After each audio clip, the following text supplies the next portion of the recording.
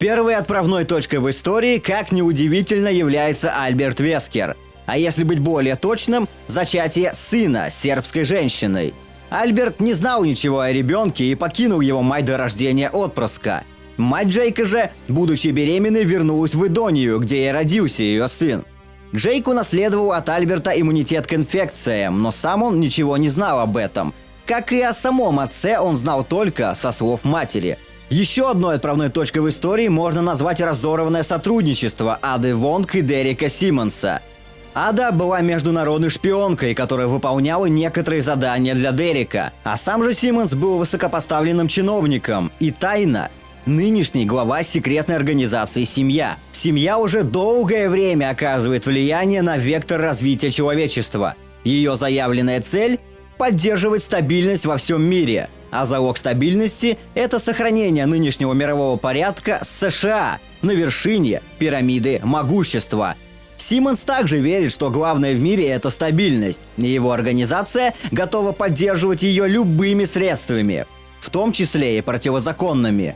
Их отношения с Вонг были чисто профессиональными, и задания, которые поручал ей Дерек, Ада выполняла с исключительной эффективностью. Симмонс не смог устоять и по итогу влюбился. Хочу заранее обозначить, что лезть в характеры персонажей, подробности создания вируса и прочего я сильно не буду, так как на канале есть отдельные ролики, а про кого-то и так скоро будет выпущены. В 1998 году в Ракун-Сити произошла утечка вируса Т, которая распространилась по всему городу. Ракун стал для Симмонса площадкой для опытов и планов, так как он считал, что в будущем мир откажется от традиционного оружия и перейдет на биологическое, и этот город доказал ему эффективность этого. Было принято решение о начале операции «Уничтожение бациллы». Это ракетный удар, который был произведен по Ракун-Сити, чтобы остановить распространение инфекции. Решение стереть с лица земли город принял Дерек Симмонс. Но никто не должен был знать о причастности правительства к подобным экспериментам и сотрудничестве с Амбреллой. Однако Ада узнала, что Симмонс причастен к термобарической бомбежке города и разорвала с ним всякие отношения, так как понимала опасность, работая на данного человека. И Симмонс загорелся другим желанием. Как она могла оставить меня? Мы были идеальными партнерами. Она была красива, умна и единственная, кого я видел на моей стороне. Она должна была это знать. Ада, почему? Теперь мне придется создать замену. Из Ракуна, помимо Ады, также сбежали еще трое важных для шестерки истории. Это Леон Кеннеди, которого после всего произошедшего кошмара насильно завербовал никто иной, как Адам Бенфорд, который на тот момент был офицером разведки. Симмонс, кстати, еще с юности был знаком с будущим президентом, и они вместе окончили университет штата Висконсин. Хотя знакомство Леони и Адама началось не с хорошей ноты, но в будущем он станет ценным агентом и будет отчитываться лично перед президентом. Происходящее в Ракуне выработало в Леоне ненависть к биотеррору и всем, кто этим занимается. Это его и объединило с Адамом, который уже тогда начал обращать еще сильнее внимание на Леона, когда только был высокопоставленным чиновником. Сам же Адам один из немногих последовательных политиков и людей слова. Леон никому не рассказывал о случившемся в Ракун-Сити, но с Адамом он все-таки немного поделился. Я был просто рад, что выбрался оттуда живым. Это было все, о чем я мог думать тогда. Конечно, моя злость на Амбреллу помогла мне пройти через это, но только после того, как я выбрался. Я действительно начал думать о том, что я мог бы сделать. Клэр и мне было трудно сохранить какую-либо надежду в такой ситуации. Я имею в виду, я был просто новичком, а она 19-летней студенткой колледжа. Честно говоря, я даже думал о том, чтобы покончить с этим. Несколько раз на самом деле, просто пулей в голову. Но я не сдался. Шерри нуждалась во мне. Это была 10-летняя девочка, брошенная в ад, с гонящимися за нею монстрами. Поэтому мне пришлось взять себя в руки ради нее. Она была нашей причиной не сдаваться. Особенно для Клэр. Второй выжившей была маленькая девочка Шерри Биркин. Также была обнаружена вместе с Леоном сразу после происшествия и была взята под стражу, так как она была заражена вирусом G, но вовремя получила вакцину. Однако остатки G хотели изучить, и она постоянно подвергалась всяким опытам на протяжении длительного периода времени. Также решение изолировать ее было принято из-за того, что ее прятали от Альберта Вескера, который не прочь был бы ее заполучить. Про него также когда-то будет отдельная история, но все, что нужно знать опять-таки про него в рамках 6 части, я скажу ниже. Но даже после уничтожения эмбриона в теле Шерри осталось немного G-вируса, как уже говорил выше. Результаты анализов показали, что тело Шерри получило потрясающую способность к восстановлению и иммунитет к большинству вирусов. Ее молодость также результат работы G-вируса. Была обнаружена записка, написанная исследователем, который участвовал в изучении уникального состояния Шерри. Шерри Биркин была светом во тьме, которая охватила Ракун-Сити. Она чудо. Небольшое количество G-вируса, которое осталось в ее организме, все еще активно, но не оказывает негативного воздействия. Только его регенеративные свойства активны, что делает ее почти бессмертной. По той же причине она и выглядит такой молодой, поскольку это остановило ее процессы старения. Плюс она теперь имеет сильный иммунитет ко всем другим вирусам. К сожалению, я не думаю, что это благословение для Шерри. Она всегда будет отличаться от всех остальных, что, вероятно, причинит ей некоторую боль. Но я думаю, что она справится. Она сильная, добрая и имеет такой позитивный взгляд на жизнь, независимо от ситуации. Я желаю тебе только счастья, Шерри. Клэр Редфилд также составляла компанию Леону и Шерри при покидании города и очень заботилась о последней. Однако ее не обнаружили как Леонис Биркин, так как она двинулась в сторону, которая не касается 6 части. Но при этом постоянно в одиночестве Шерри не оставалась, так как Клэр про нее не забывала и часто поддерживала эмоционально либо в письмах, либо при личной встрече. Законным опекуном для Шерри стал сам Дерек Симмонс. Он сочувствовал Шерри и позволял видеться ей с Клэр, хотя гражданским лицам мало того, что доступ к ней был запрещен, так и информация о ее существовании была строго секретной. Клэр старалась приходить к Шерри так часто, как только могла, и помогала девочке справиться с тем, что довелось ей пережить. Шерри боготворила Клэр и мечтала стать такой же сильной и уверенной женщиной. Ниже приведено письмо, которое Клэр пыталась отправить Шерри в это время. Письмо было перехвачено, но никогда не показывалось Симмонсу. Человек, который нашел это, сочувствовал ситуации Шерри и Клэр, но не мог позволить письму попасть к Шерри, поэтому он тайно его уничтожил. Шерри, я не хочу усложнять тебе жизнь, но мне нужно, чтобы ты была осторожнее с Симмонсом. Я знаю, что он поддерживал тебя и позволял нам видеться, но с ним что-то не так. У меня нет никаких доказательств, но я знаю, как выглядят люди, когда они что-то скрывают. И я чувствую это всякий раз, когда смотрю ему в глаза. Ты так доверяешь людям, и это меня беспокоит. Пожалуйста, просто будь осторожна. Ради меня. Я буду занята, поэтому некоторое время мы не сможем увидеться. Не грусти. У Клэр есть брат по имени Крис, который также неоднократно сталкивался с биоугрозой и также питает ненависть к биотеррору.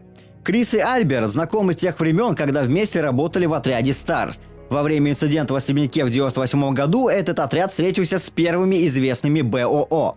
В результате Крис потерял много хороших друзей и соратников. Он задался целью остановить Амбреллу и не допустить распространения БОО. Крис еще не раз встречался с Альбертом, но уже как с врагом. Дерек Симмонс обратил внимание на девочку вундеркинда, которая защитила докторскую диссертацию всего в 15 лет. Карла Радамес. Он сразу же привлек ее к работе и назначил главным исследователем вируса Си. Его разработка шла в городе Толл-Оукс. Это относительно небольшой городок, находящийся на северо-востоке США, численность населения которого в 2013 году была примерно 77 тысяч человек.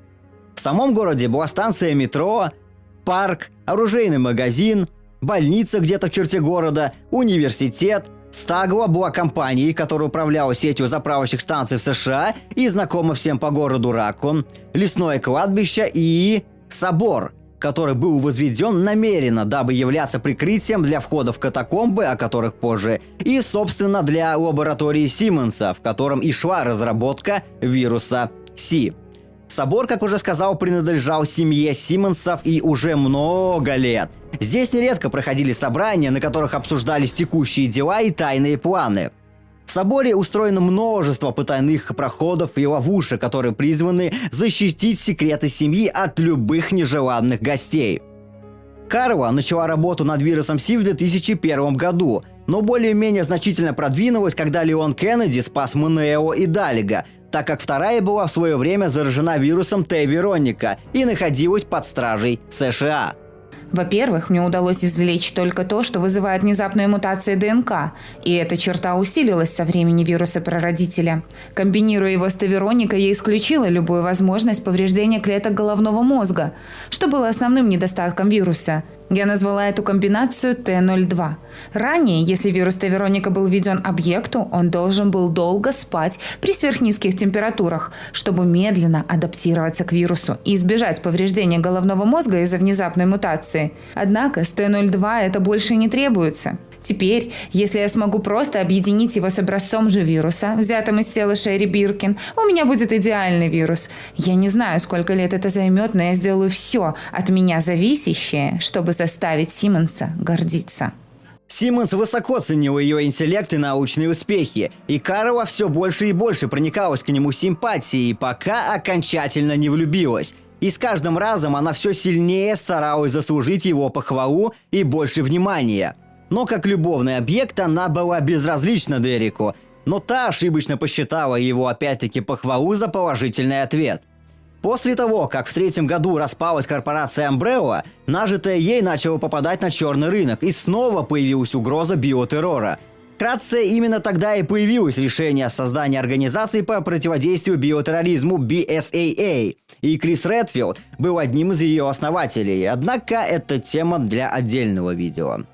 Поначалу у BSAA был лишь статус наблюдателя, и она нуждалась в разрешении для участия в том или ином конфликте. В 2004 году была похищена дочь президента, на тот момент действующего, которую Леон успешно спас. В этом ему помогала оперативный координатор Ингрид Ханниган. Хладнокровная и умная женщина, способная взломать практически любую систему безопасности и раздобыть необходимые для выполнения задания сведения. Она тот направляющий голос, который помогает Леону выбраться из затруднительных ситуаций.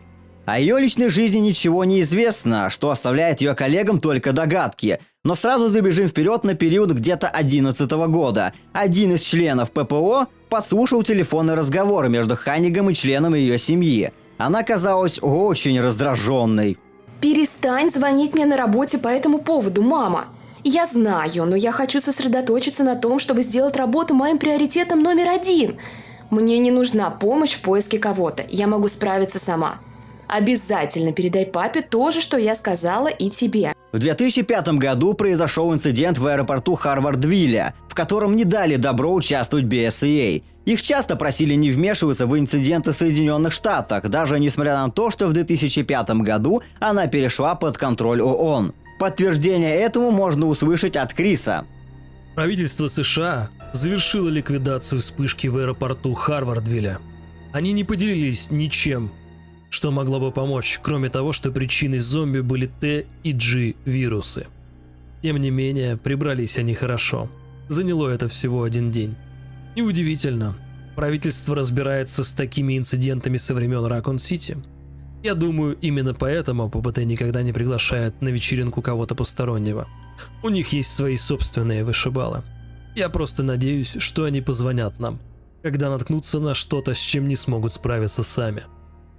Клэр была там, я связался с ней, и она, кажется, в порядке. Заставила меня поволноваться.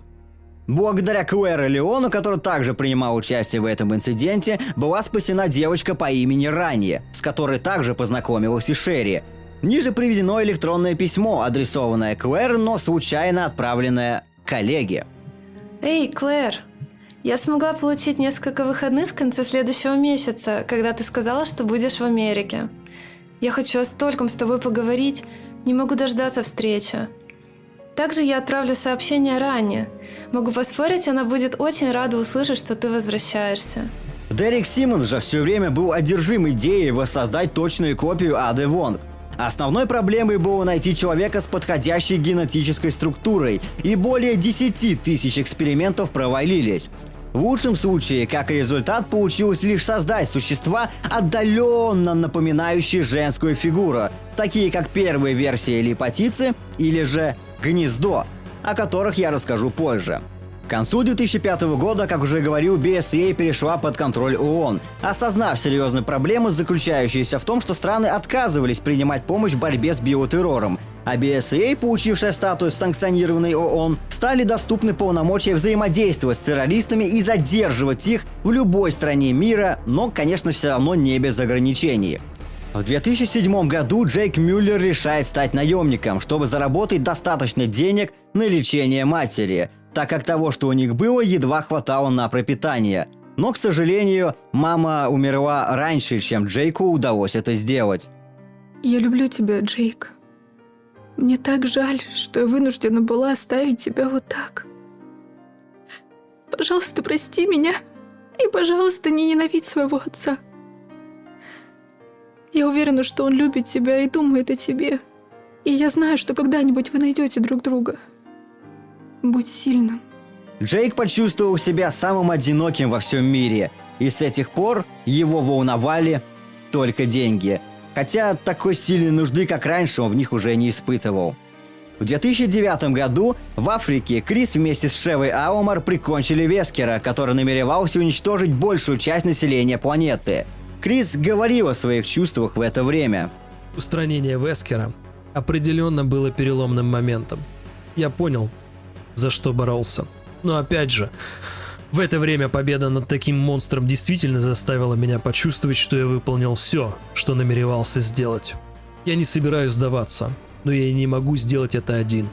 Может наступить время, когда кто-то вроде Вескера придет снова, и молодое поколение будет вынуждено нести свой факел дальше. Итак, я собираюсь вернуться к работе в команде и научить подрастающее поколение тому, что им нужно сдать. А ПБТ будет нуждаться в таких, как они. Одновременно со смертью Альберта Шерри больше не было смысла держать в изоляции, и в 2009 году ей предложили работу специального правительственного агента, хотя она сама и не имела большого опыта в этом деле. Подчиняться же она должна была напрямую Симмонсу, который на тот момент был помощником президента. Она сразу согласилась, понимая, что это ее возможность вырваться из плена.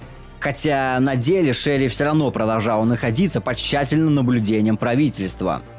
Шерри согласилась стать агентом под моим присмотром, в немного большей свободе. Могу поспорить, она думала, что это был ее шанс помочь другим нуждающимся. Ее чрезмерная, добрая и в конечном счете наивная, добрая натура мне противна. Она мне все еще может быть полезна. Информация о кончине Альберта дошла и до Ады Вонг. Мне только что сообщили, что BSA убила Вескера. Я не могу сказать, что я опечалена этим, но он был частью моих планов, пока мы были партнерами. Я чувствую легкую пустоту внутри. Он оказал очень большое влияние на многих и держал бразды правления биотерроризма.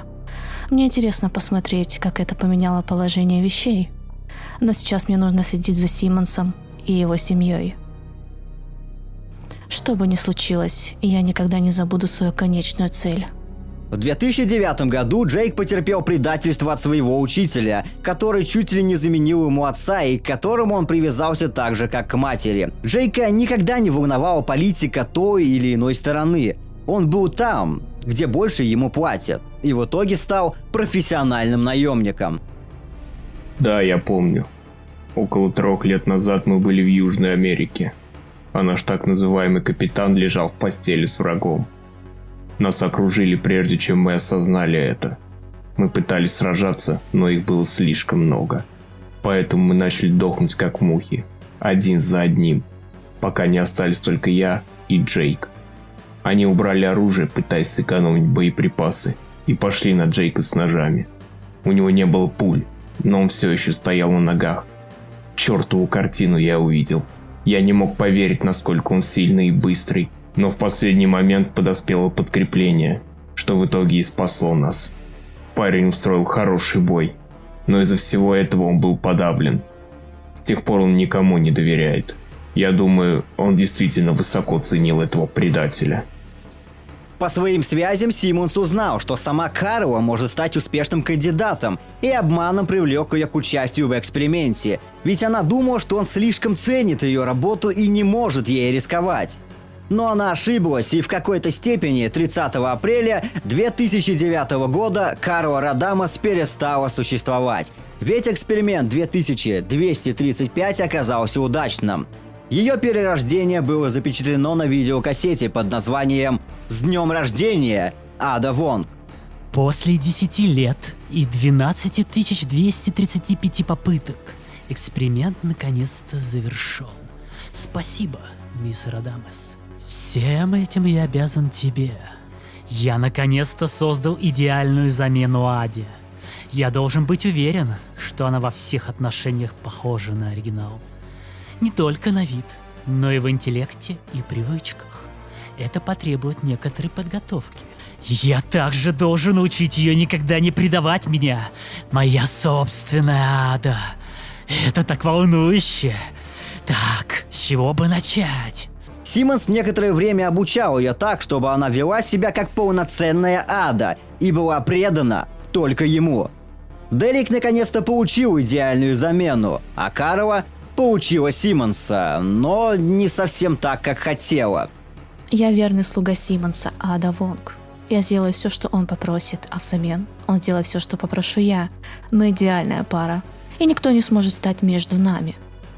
Однако полностью Карла не исчезла, а только потеряла большую часть личности. И внутри нее все еще теплилась частица Карлы, которая ненавидела Дерека. В последнее время я не могу не чувствовать, какие ужасные эмоции в глубине души каждый раз, когда я смотрю ему в глаза. Я не понимаю, что я могу чувствовать, когда мы вместе. Какой-то голос кричит: «Убей его! Уничтожь его мечты, не дай ему уйти!» И он становится громче с каждым днем. Но почему?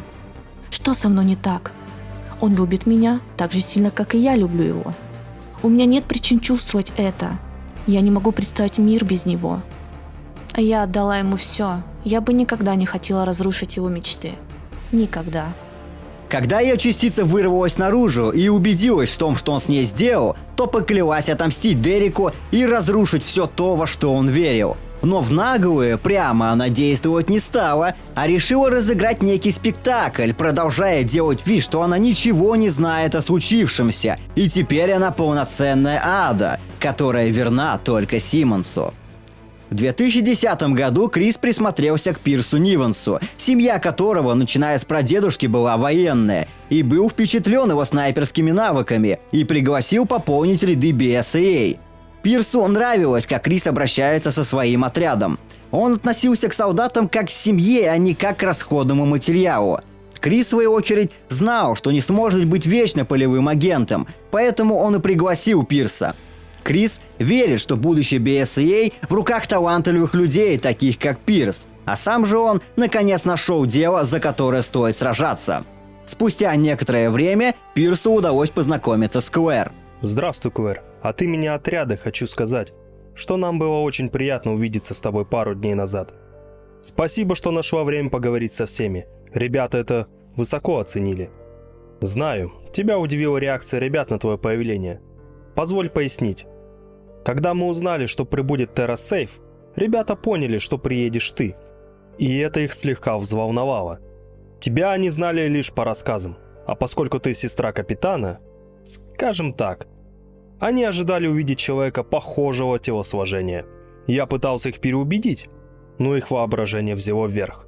И когда прибыла ты, мало того, что ты оказалась не такой, как они ожидали. В своей работе мы нечасто сталкиваемся с красивыми женщинами.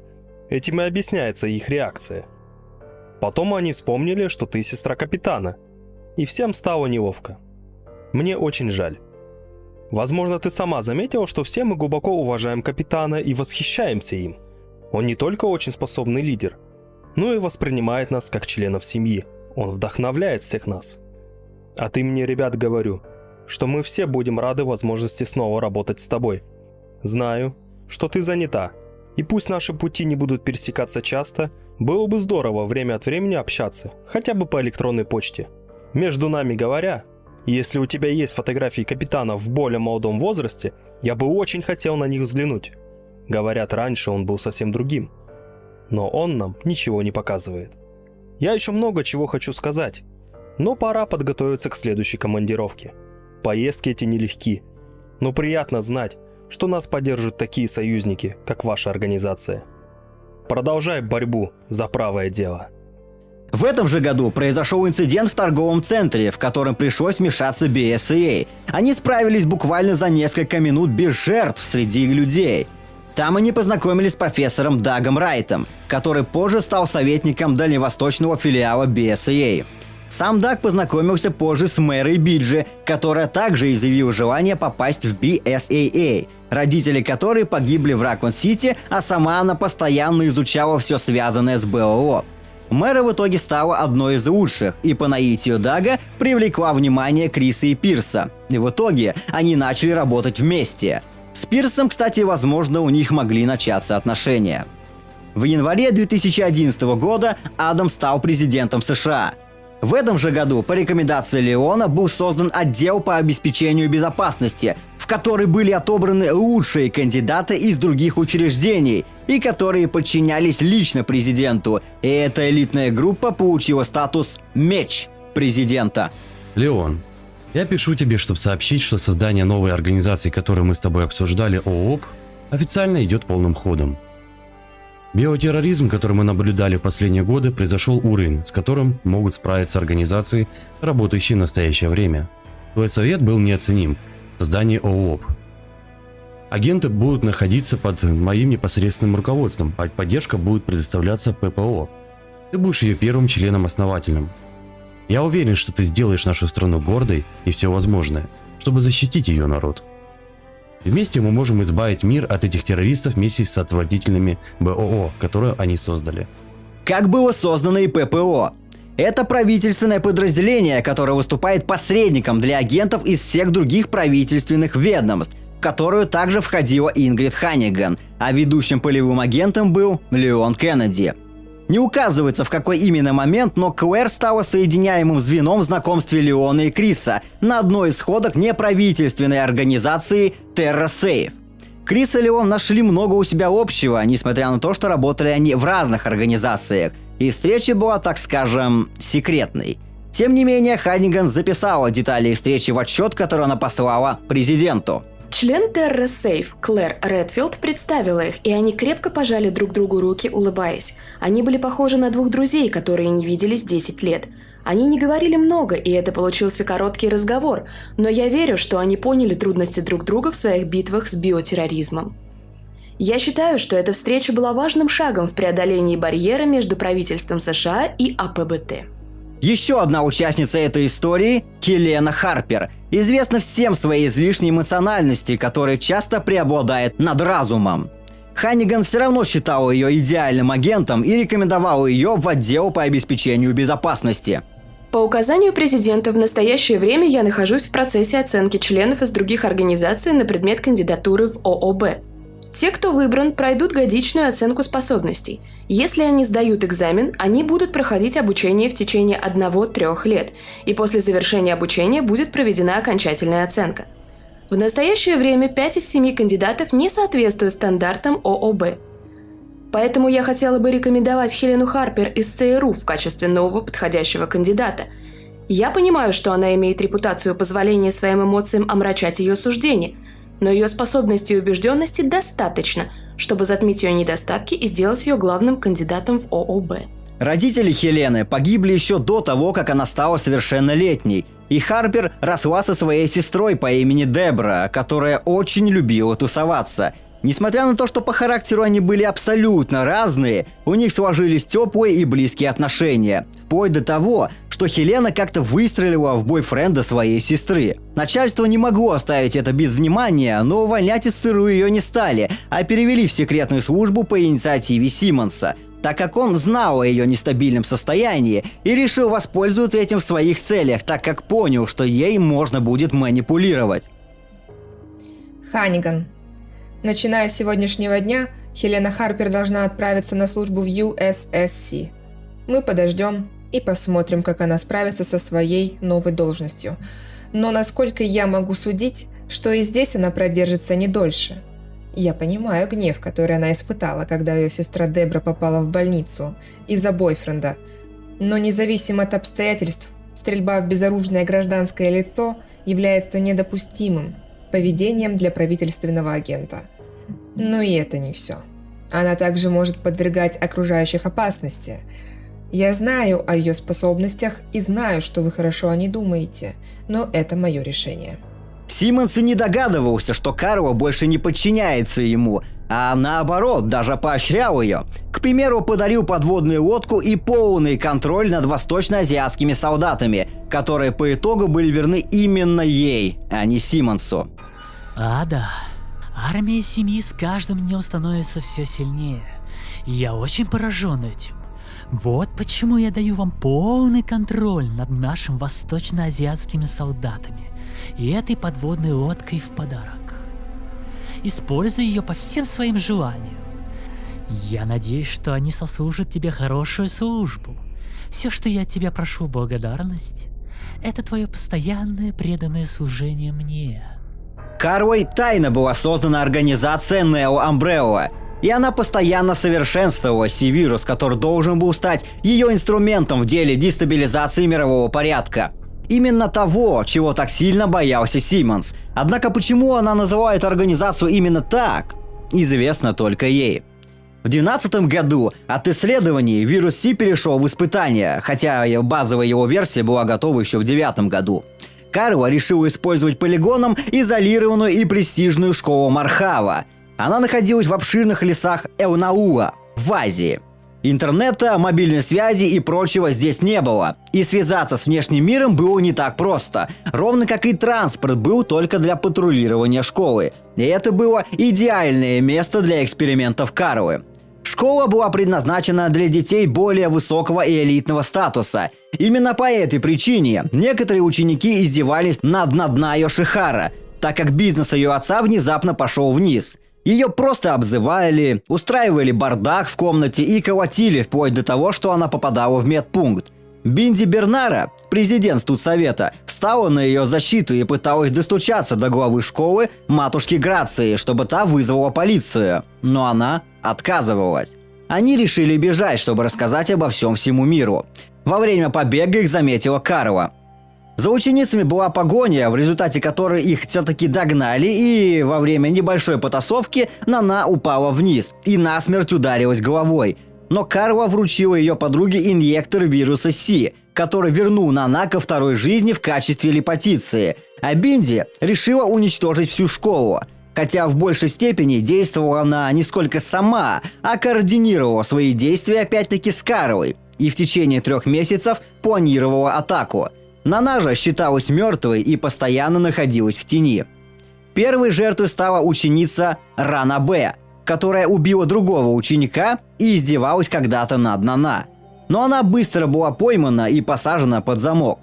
Грация решила вызвать Дага, с кем ранее они состояли в отношениях, но расстались по неизвестным причинам. А тот в придачу цепанул своего племянника Рики, который потерял родителей в 12 лет, а сам же Даг заменил ему отца. Она показала ему обращенную ученицу, но не позволила связаться с BSAA, так как он подумал, что здесь всему виной вирус Т, а Грация хотела сохранить престиж школы. Но на самом деле она просто недооценила серьезность ситуации и не хотела потерять все то, что доверил ей отец. Рики и Алиса, девочка, которая также издевалась над Нана, понравились друг другу, и она решила заглянуть к нему ночью, но по пути ее заразила Нана, чего та даже не заметила и обратилась буквально прямо находясь на Рики, при этом успев его укусить.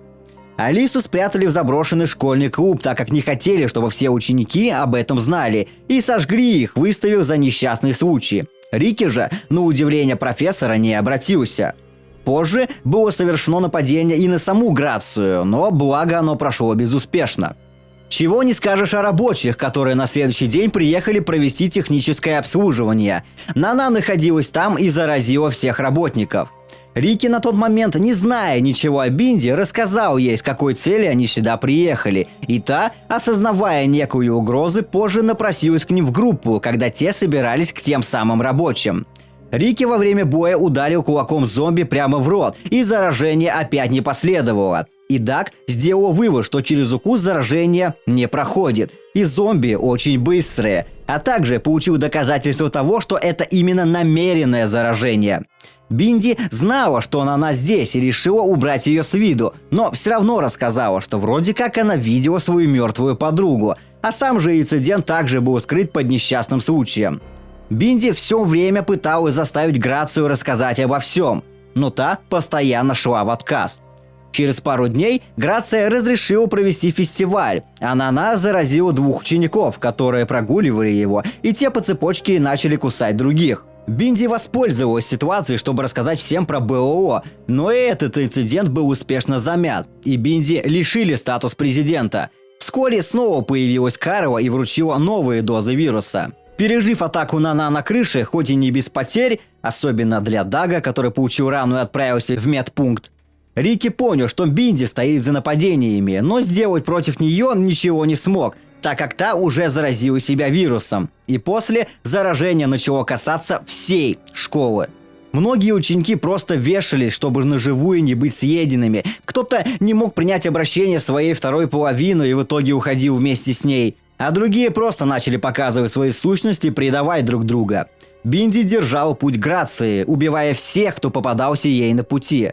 Такая же участь постигла, к сожалению, и саму Грацию, хотя без боя сдаваться она не собиралась. Она успела выстрелить в Бинди, и в той появились явные признаки Джава. Но о Джава я скажу позже.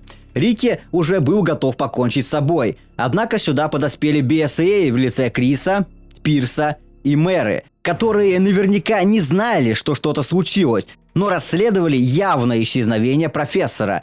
Они не были готовы к ситуации таких масштабов и прибыли без поддержки, и Пирс отправился к ближайшему месту ловить связь, чтобы вызвать подмогу. Однако дядю Рики спасти они все же не успели, и тот обратился в зомби.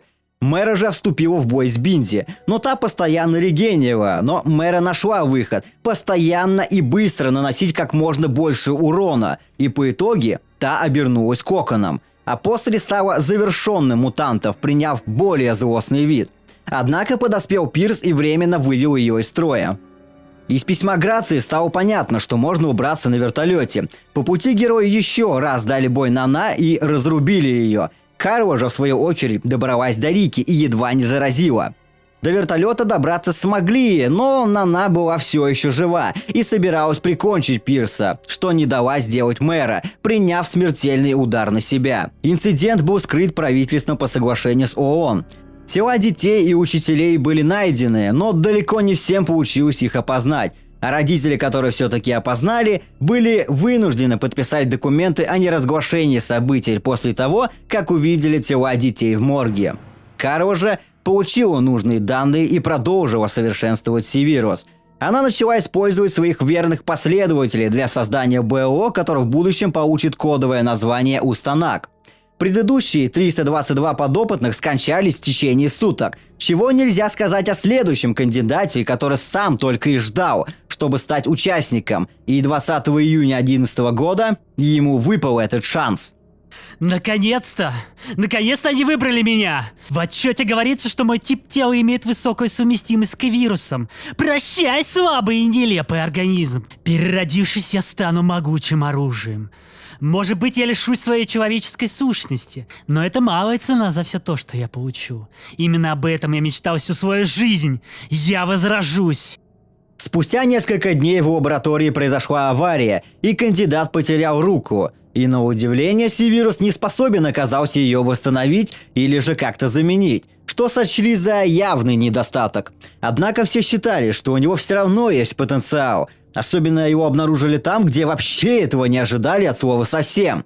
Так как спустя неделю его показатели жизнедеятельности были стабильны, и из него получилось мощное биооружие, как уже говорил, под названием Устанак, имя которое присвоили ему 2 июля, что с сербского языка означает «восстание».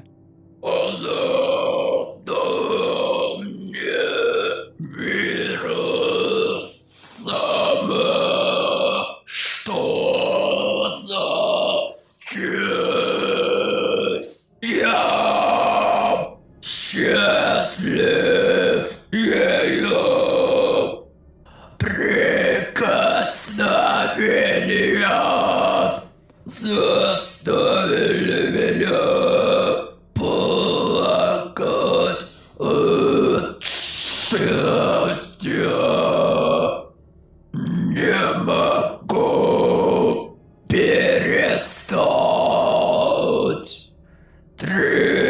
Трястись ее пальцы, ее прикосновения, ее улыбка только для меня. Ее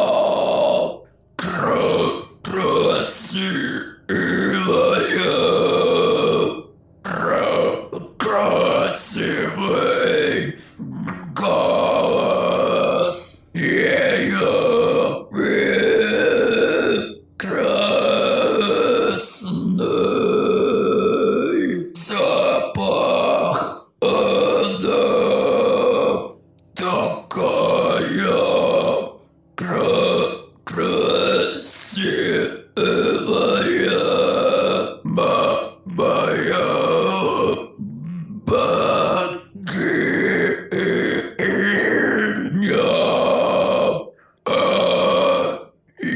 Я делаю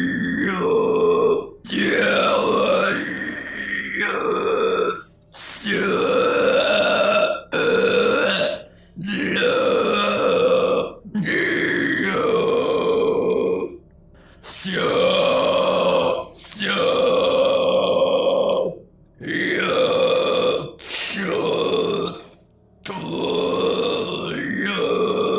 себя так.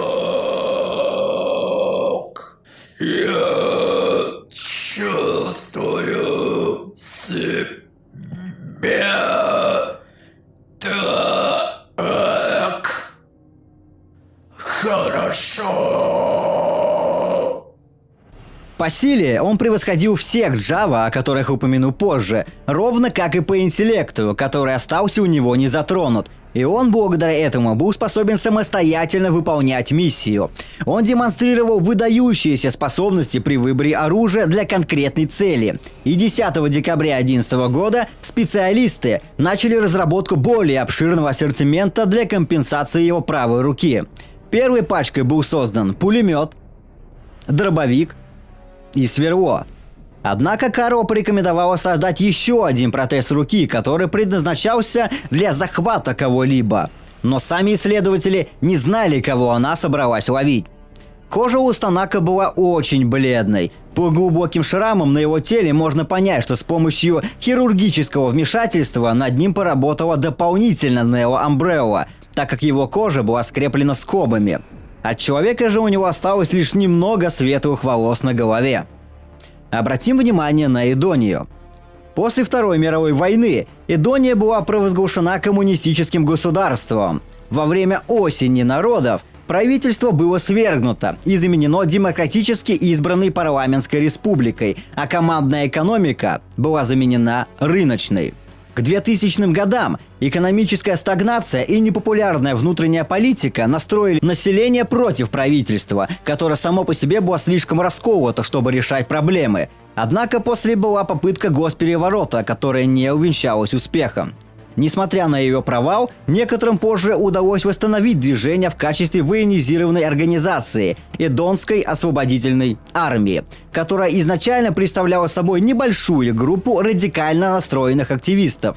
Но по мере того, как беспорядки в Восточной Европе препятствовали экономическому восстановлению данной страны, число членов Эдонской освободительной армии росло. Это новое поколение бойцов пришло из беднейших семей Эдонии, которые пострадали больше всего, и после получили поддержку иностранных наемников. Члены армии освобождения Эдонии ассоциируют себя с девизом «La vita nuova».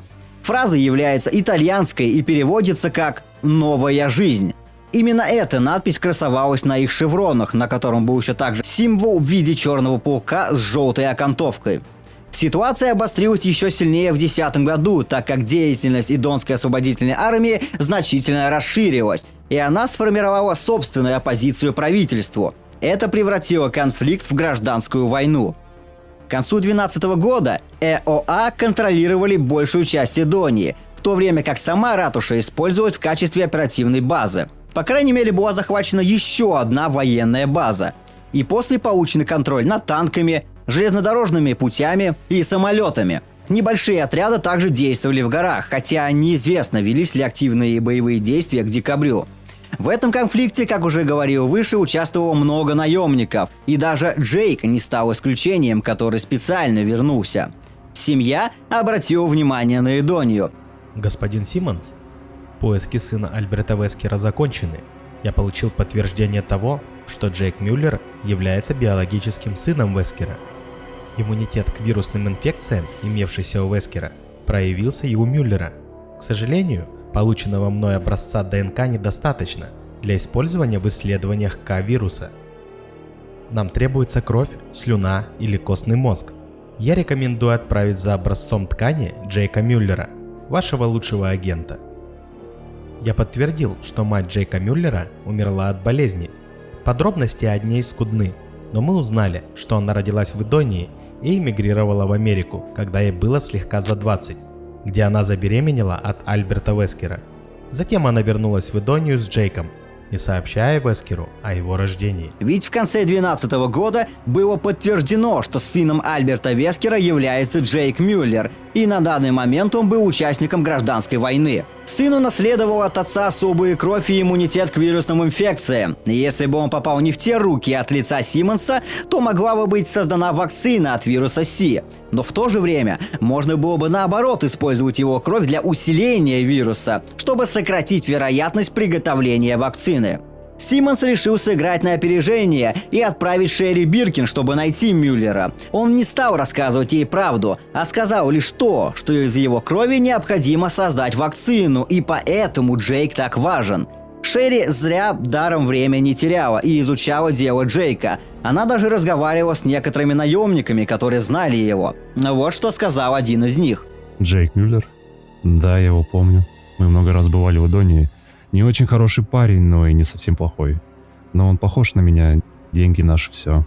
Быть хорошим не приносит тебе денег. Мы убийцы без совести, а это значит, что мы просто делаем свою работу. Не думая о том, плохо это или нет. Джейк особенно придерживался этой философии. Но это почти все, что мы должны делать друг с другом. Почему? Он твой парень или что? Ты довольно смелая маленькая девочка, приходящая в такое место, что преследует такого парня, как он. Он не твой парень? Это что ты здесь делаешь? Разве ты не должна быть в школе? Извини, ты выглядишь очень молодо. Эй, ты выглядишь так, будто многое пережила. Почему тебе не прийти ко мне и не отдохнуть? Давай, я не обижу тебя. Эй, ну подожди, вернись. Да в чем проблема? Дерьмо. Помимо нее, Симмонс поручил задание Кароли, чтобы та встретилась с Шерри и Джейком, и после обеспечила их эвакуацией из страны и доставила для экспериментов. Но она нашла способ воспользоваться этим в своих целях. Однако с голой жопой на танк она не поперла, и для поимки Джейка был направлен Устанак. Устанак будет использоваться для задержания Джейка Мюллера. Он будет слушать только нашего лидера, и как только будет отдан приказ, он будет следовать ему до самой смерти. Это должно идеально подойти для этой работы. Сейчас она отдает приказы, но она так добра к нему. Почти как мать к ребенку. Похоже, он готов.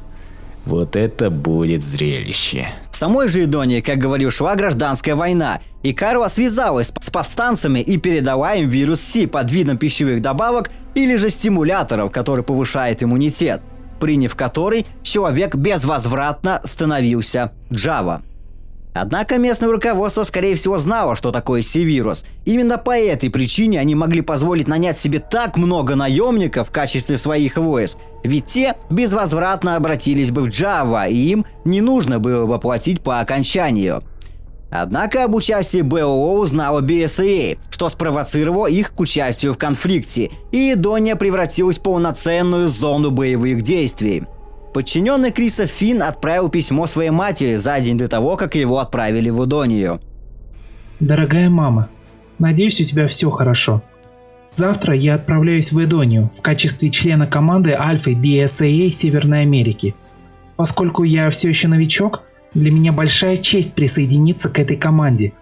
Я просто надеюсь, что не замедляю никого из остальных. Имя капитана нашей команды – Крис Редфилд. Он в значительной степени легенда благодаря своей репутации в борьбе с биотерроризмом.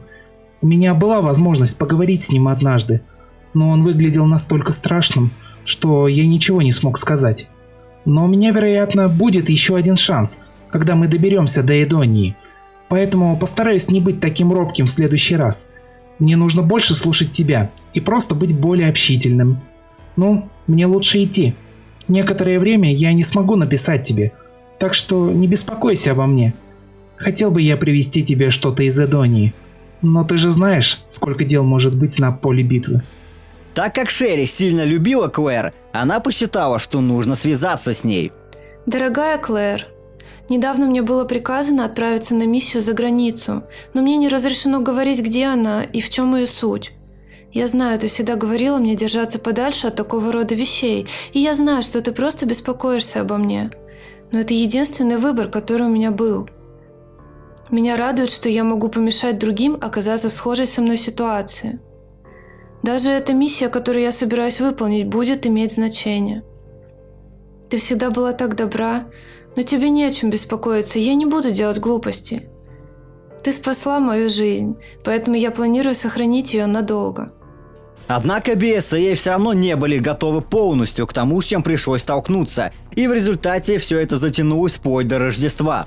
24 декабря 2012 года, после очередного обсуждения плана атаки, BSAA двинулись на выполнение миссии.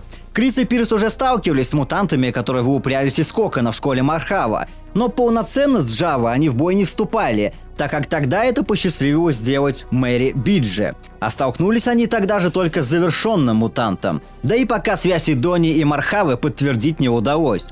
Джейк Мюллер также получил вирус под видом якобы стимуляторов, но вколов его себе он не почувствовал ничего от слова совсем.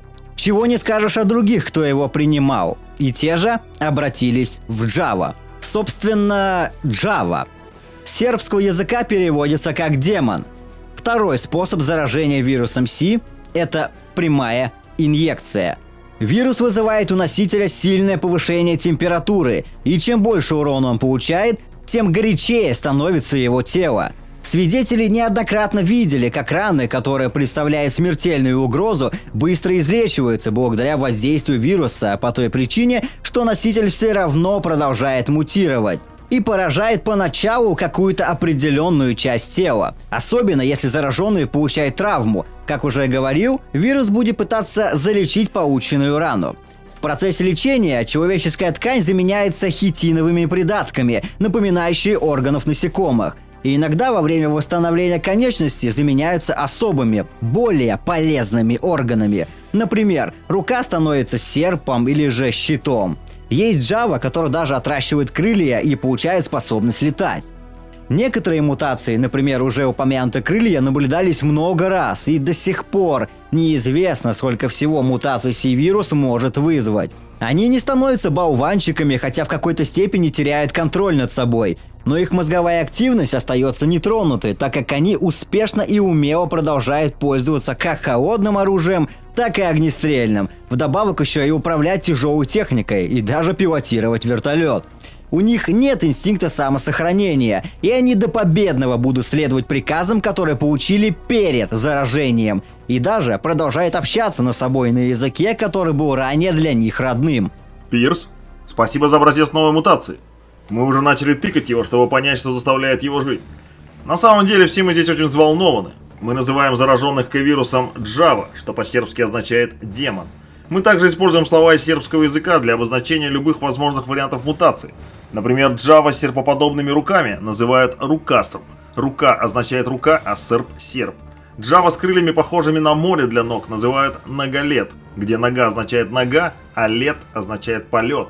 Сербский звучит довольно здорово для этих существ, тебе не кажется? Я знаю, что вы в поле, вероятно, начнете использовать кодовые имена, которые легче запомнить и имеют больше смысла. Но не забывайте, если репортер когда-нибудь спросит вас, что это была за тварь с когтями, не надо говорить, что это была газонокосилка. Шерри успешно все-таки добралась до Джейка. Она объясняет ему, что в его крови содержатся антитела, которые помогут создать вакцину против вышеупомянутого вируса. Джейк соглашается, хоть и не просто так, а за солидную сумму в размере $50 миллионов. Однако даже с помощью BSAA быстро конфликт урегулировать не получилось, и в итоге со всех сторон будет множество погибших.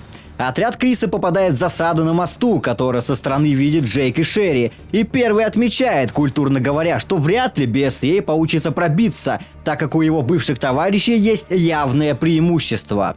Но как будто мало проблем, так еще и Устанак выслеживает Джейка. И схватить его надо было не обязательно живым и не обязательно полностью. Первый раз, казалось бы, даже удается от него сбежать, но это существо не так просто остановить, и парочка вынуждена дает ему бой. Во время схватки Устанак применил ту самую для захвата руку. Процесс ее создания был довольно-таки трудным, так как если бы что-то сделали неправильно, то получилось бы как в том самом автомате с игрушками. Ведь жертва явно бы пыталась вырваться. Устанак помимо захвата с места мог захватить цель с большего расстояния, однако он должен был быть уверен полностью, что схватит жертву. Ведь в отличие от близкого захвата, тому же Джейку было нетрудно сбежать, так как он проводился под одним углом. Также в этот фиксатор был встроен шприц для взятия проб ткани, чтобы убедиться, что был пойман именно нужный человек. Однако даже при поддержке Джава, Джейку и Шерри удалось одолеть его и сбежать. Крис, благодаря совместной работе своего отряда, удачно справляется с угрозой на мосту и попадает на площадь, куда также подоспевает Джейк и Шерри. Крис, услышав знакомое имя, узнает Биркин, так как о ней ему все рассказала Клэр. Пирс обращает внимание в свою очередь на Джейка, говоря Крису, что тот военный преступник. Но Шерри не дает его в обиду, мол, он под защитой правительства США, но не посвящает детали, так как Крис не владел информацией о том, что он сын Альберта Вескера. BSAA вторглась на нашу территорию вплоть до мэрии. Если они возьмут ее под контроль, у нас не останется надежды на возмездие. Теперь наш единственный вариант – отправить этого огромного зверя, которого азиатка назвала Агроман. Она предупредила нас не использовать его в бою, пока слабое место на его спине не будет устранено. Но оно все равно должно быть способно раздавить нескольких членов BSAA, прежде чем они уничтожат его. Диалог прерывает Джава в подкрепе с двумя агроманами. Агроман. От сербского «гигантское тело». Как видно из названия, это существо одно из самых больших образцов БОО, которое, как нетрудно догадаться, отличается титанической силой, жестокостью и страстью к разрушениям. Но вот интеллект у них пострадал и очень низок. И любые приказы они выполняют без раздумий и всяких сомнений. Несмотря на его размеры, он все так же чувствует боль, что может вызвать ярость по направлению к источнику. Однако убить его не совсем трудно, так как он имеет слабое место на спине. Но это было скорее больше недостаток, так как его экстренно выпустили на поле боя. У других же образцов оно было скрыто под системой жизнеобеспечения, которую нужно было сначала как-то извлечь или же уничтожить, с чем герои, конечно же, успешно справились, в придачу еще и обезвредили все зенитки. Пока силы BSAA продвигались к мэрии, Карла заразила командиров повстанцев вирусом Си, и те покрылись коконом. Отсюда, кстати, и идет название вируса. Вирус Кризолит, Кокон или же Куколка. Крис сажает Джейка и Шерри в вертолет, но сам при этом не может отделаться от чувства, будто бы лицо Джейка кажется ему очень знакомым, но он решил, что просто обознался. Они продолжают продвигаться в мэрию, где находят те самые инъекторы вируса Си, а также встречают девушку, которая якобы была здесь в заложниках. Она представляется как Ада Вонг и кратко рассказывает, что Нео Амбрелла сотрудничает с партизанами, и именно так и появляется Джава. И предложила показать короткий путь к выходу. Ее не решает взять с собой, но Крис ей не доверяет и просит присмотреть за ней. Шерри созванивается со своим начальством и доводит им условия Джейка по сотрудничеству, и те соглашаются. Но спокойно долететь у них тоже не выходит, так как на хвосте оказывается Устанак, при поддержке вертолетов, между которыми он без труда скакал туда-сюда, а также применил другой протез в виде пулемета. Ему удается дать отпор, но сами герои падают вниз на парашюте, который разорвало лопастями вертолета после взрыва. Еще когда только Крис с отрядом зашли в мэрию, они обратили внимание на некие коконы, в которых, по данным, находились живые люди. Однако, что с ними произошло, они не знали. Но на обратном пути BSAA лицезреют, что коконы — это не просто декорации, так как из них начинают вылупляться более злобные мутанты, о которых они докладывают в штаб. Ученые Дерека выяснили в свое время, еще до того, как был создан двойникады, что, встраивая Си-вирус в ДНК живых существ, можно создавать завершенных мутантов, сохраняющих ярко выраженные свойства зверей или же рептилиях, использованных для их создания. Способность влиять на итоговый результат завершенных мутаций была ключевым компонентом для создания надежного биооружия.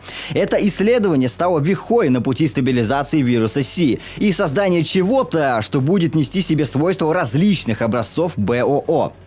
После того, как зараженный Си-вирусом человек превращается в Джава, его тело продолжает мутировать под воздействием вируса, пока полностью не покроется плотной тканью, превратившись в кокон. В этом коконе вирус растворяет тело носителя и создает из него новое существо, совершенно не похожее на Джава. Этих монстров называют завершенные мутанты. Окутывание коконом происходит либо само по себе по истечении определенного времени, либо же при получении достаточного урона. Конечно, за исключением более обширного дамага, когда тело просто самосожжется. В данном случае вылупился напад. От сербского «нападение». Температура тела у напада намного выше, чем у обычных Джава. Она так велика, что телу существа постоянно приходится испускать пар, чтобы жара не убила его. Как нападу удается генерировать пар, не обезвоживая организм, остается неизвестным. Помимо хорошо развитой мускулатуры и огромной силы этого существа, основной проблемой является его броня, которая является жесткой кожей, которую практически невозможно пробить рядовым оружием. Но если это все же удастся, обнажится мягкая мускулистая ткань. А если при возможности снести ему панцирь на спине, то под ним можно лицезреть чувствительный нервный центр, который, собственно, и является его слабым местом. Он, бывает, может разгоняться, но только по прямой, и время от времени делать резкие рывки в сторону, но в основном они довольно-таки медлительны. У нас здоровяк! Дерьмо, он силен! Не подходи к нему, держи дистанцию и продолжай стрелять! Подожди, он покрыт какой-то броней! Используйте свои дробовики, чтобы сломать ее, иначе ничего не получится! Одним мутантом Мэри не ограничилось, и не прошло много времени, как BSAA встретили Стрелаца. Стрелац. От сербского «лучник». Одно из самых быстрых существ, порожденных вирусом Си. С виду похоже на огромную ящерицу, и, как и большинство ящериц, Стрелац может карабкаться по стенам и потолку. Глаза Стрелаца расположены асимметрично. Слева на голове у него только один глаз, а справа еще 3. Основное назначение этого создания – отпугивать приближающихся врагов, испуская газ или выстреливая кинжалоподобными частями собственного тела. Однако они сами по себе довольно-таки трусливые, и когда враги подходят к нему слишком близко, оно обычно убегает, или же может даже прикинуться мертвым. Но и недооценивать его тоже нельзя. Стоит замешкаться, как он сразу же начнет заливать зазевавшегося человека кислотой. Мы столкнулись с этой ящерицей на днях. Финн был прав, этот быстрый сукин сын. Он бегает вокруг, стреляя гребаными шипами со своего тела. И он даже попал одному нашему в ногу. Он не переживет. Мы смогли убить его, но я уверен, что не хочу встретить это еще раз. Карла недолго держала лицо перед Крисом, и его отряд, за исключением Пирса, оказался в ловушке за ограждениями. И та заразила всех с помощью игольчатой бомбы вирусом Си, тем самым наживая себе яростного врага в лице Редфилда. Крис до последнего не хочет стрелять в бывших товарищей и в итоге чуть не расплачивается жизнью. Благо Пирс не потерялся в тяжелой обстановке и вытаскивает своего командира из этой передряги. А сама же Карла отправилась в другое место, где по последним данным был сбит вертолет с Джейком, который через некоторое время приходит в себя и находится в растерянности от того, что в Шерри прилетел обломок вертолета, Она настойчиво просит вытащить его, но Джейк понимает, что она умрет, но все же решает выполнить ее просьбу. К его удивлению, раны просто излечиваются сами собой. Но беда не приходит одна, и данные о разработке вакцины, которые хранились у Шерри, утеряны. И им приходится на своих двоих отыскать их, с чем они, конечно же, успешно справляются и решают переждать непогоду. Однако помимо Джава, которые здесь решили делать им мозги, герои столкнулись с еще одним завершенным мутантом. Месяц. От сербского «лунный свет». Он напоминает ворона, правда размером с человека, и, как ни странно, при этом может летать. Интеллект у него больше, чем у ряда других подобных мутантов, и он старается не атаковать жертву напрямую, так как вряд ли бы он смог продержаться против даже вооруженного человека. Его лучшая атака – атака внезапности, когда жертва либо не подозревает о нем, либо активно отвлечена чем-то другим. Он один из немногих мутантов, способных использовать предметы. Свидетели утверждают, что видели, как он, охотясь, сбрасывает с неба стальные бочки и другие тяжелые предметы. Сами же месяцы легко убиваются при помощи световой гранаты. Он предпочитает мертвую плоть мясу живых организмов, так что редко пожирает добычу сразу после поимки. Обычно он поднимает жертву высоко в воздух и выпускает, чтобы та разбилась насмерть. Затем он садится на труп и выклевывает куски плоти. Интеллект месяца выше, чем у большинства мутаций, и по внешнему виду и поведению он очень близок к обычной вороне. Подобно тому, как некоторые вороны, как известно, сбрасывают орехи на автостраду, чтобы их могли раздавить проезжающие машины, месяцы сталкивают своих жертв с большой высоты, чтобы убить их. Это прекрасная мутация. Для завтрашнего эксперимента, я думаю, мы позволим человеку прогуляться по горе и отправим месяцев на охоту. Добравшись до хижины, Шерри рассказывает кратко о своем прошлом, о том, что ее отец был ученым и создал некий вирус, и она попала под его воздействие. Но благо получила вовремя вакцину. Все это происходило в городе Ракон, а помогли ей выбраться Леон Кеннеди и Клэр Редфилд. Но беседу прерывает Джава, от которых герой спасается на снегоходах и попадает в пещеру. Однако и здесь их уже ждали.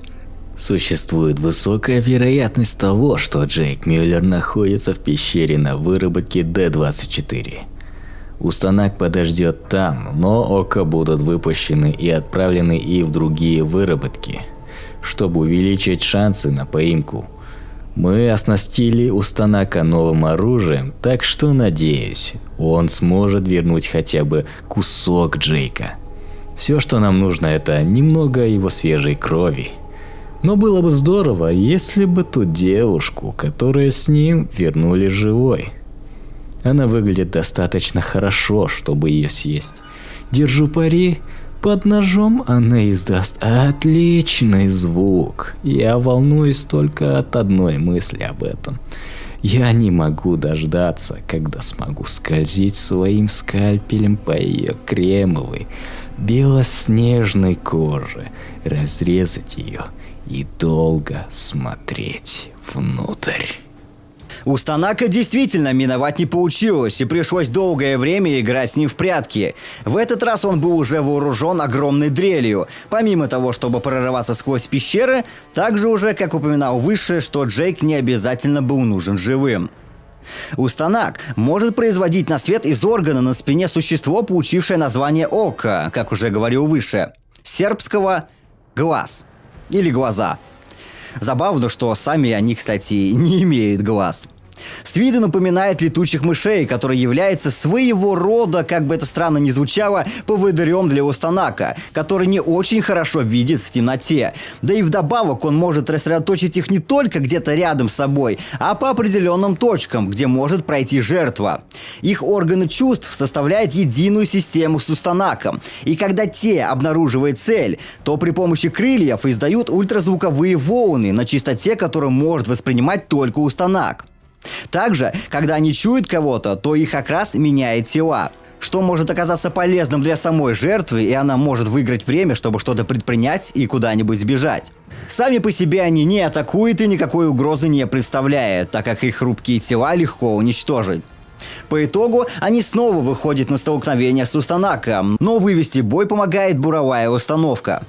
Они временно выводят его из строя и все равно попадает в руки той самой Ады Вонг, которая Карова, из чьих уст Джейк узнает, что его отец никто иной, как Альберт Вескер, который когда-то хотел уничтожить мир, но подробности узнать пока не выходит. Джейком же Карова воспользовалась в своих целях, а Симмонсу доложила другое. Я не смогла заполучить Джейка. Он и девушка, которая была с ним, Шерри Биркин, пропали. Они могли оказаться в зоне взрыва и разлететься на куски. Она тайно вывезла Джейка и Шерри из страны и доставила в другой исследовательский комплекс в Китае, но об этом чуть-чуть позже. В канун Рождества конфликт в Идонии был завершен, и силы BSA начали покидать страну. Наша миссия в Восточной Европе наконец закончена, и пришло время возвращаться домой. Мы столкнулись с совершенно новым типом вирусной мутации под названием Java. Они проворны, умны, и их раны заживают автоматически. Я бы не хотел, чтобы кто-то из них попал на широкую публику. Криса после событий в Идонии доставили в больницу. У него проявилась амнезия. Он не мог вспомнить, кто он, но у него при этом осталось дикое чувство вины. Он сбежал из больницы и жил в мотеле, и никто долгое время не мог его найти. Так как из команды Альфа выжил только Пирс, а Крис находился неизвестно где, она была переформирована, а сам Нивенс занял там место лидера. Прошло около месяца с тех пор, как Пирс принял командование командой Альфа, и он отлично справляется со своей задачей. Он не такой сильный лидер, как Крис, но он определенно соответствует стандартам. Я не прочь сделать его постоянным капитаном командой Альфа, но думаю, он предпочел бы, чтобы вернулся Крис. Он действительно восхищается им. Вероятно, чувствует, что АПБТ без него уже не то. Будем надеяться, что наши агенты в Восточной Европе найдут что-нибудь. Однако Редфилда все еще не могли найти. И об этом узнала Шева Аомар, которая связалась с Нивенсом по этому поводу. Мне было очень грустно слышать о недавнем исчезновении Криса. Он был важной частью BSA и очень важным человеком для меня. Пожалуйста, дайте мне знать, если я чем-то могу помочь. Западноафриканское отделение BSA всегда готово помочь. Как уже говорил, Карва тайно вывезла Джейка из страны и доставила в другой исследовательский комплекс. Лаборатория находилась глубоко, под прикрытием роскошного поместья, чтобы не привлекать внимание властей. Стены которого, кстати, охраняет бронетехника, а также тяжело вооруженные Java, готовые мгновенно отразить любое нападение.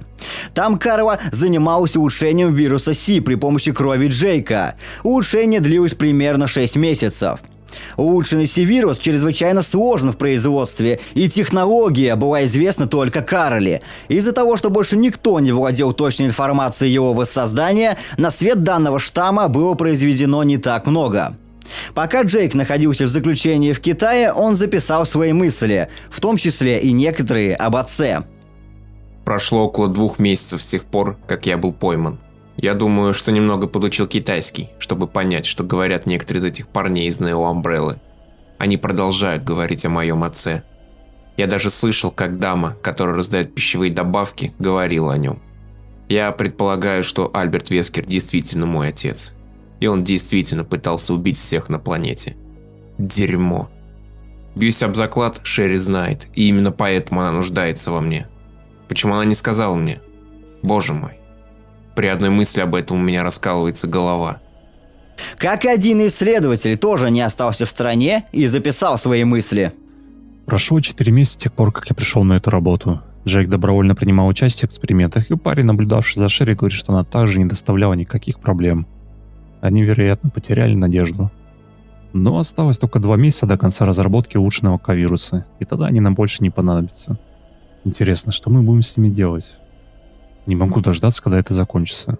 Я устал смотреть на полуголого мужика весь день, каждый день. Хотел бы я поменяться с парнем, наблюдавшим за Шерри. Поиски Криса начали приносить свои плоды, так как тот начал сильно пить и все время посещал один и тот же бар. Он начал приходить сюда около 5 месяцев назад. Мы спросили, кто он такой, но он сказал, что даже не помнит. Поэтому просто стали называть его бродячий пес. Судя по внешнему виду, скорее медведь, чем собака. Он всегда выглядит очень подавленным, грубым, никогда не умеет платить за всю выпивку, которую он пьет. В значительной степени худший клиент, который у нас есть. Ой, я слышала, что он зарабатывает деньги, выполняя какую-то работу телохранителя, что меня не удивляет. И что, у него какие-то проблемы или что-то в этом роде? Я знала, что кто-то за ним придет. Пирсу и его команде осталось только дождаться момента, когда он придет снова. Владения Карвы не ограничивались только поместьем в Китае. В ее собственность также входили башня Квад, строительство которой началось незадолго до 2013 года и спонсировалось фондом Симмонса, медицинский исследовательский комплекс Винчи, который стал служить прикрытием для собственных экспериментов Карвы. Карва собирала подопытных в городе Ваиб, в бедном китайском районе Пойсаван, которые находились не так далеко от вышеупомянутых владений. Конечно, зазывала она не напрямую, а под предлогом тестирования нового лекарства. И люди, которые жили и так небогато, не могли не согласиться, узнав о солидной сумме денег, которые она предлагала за исследование.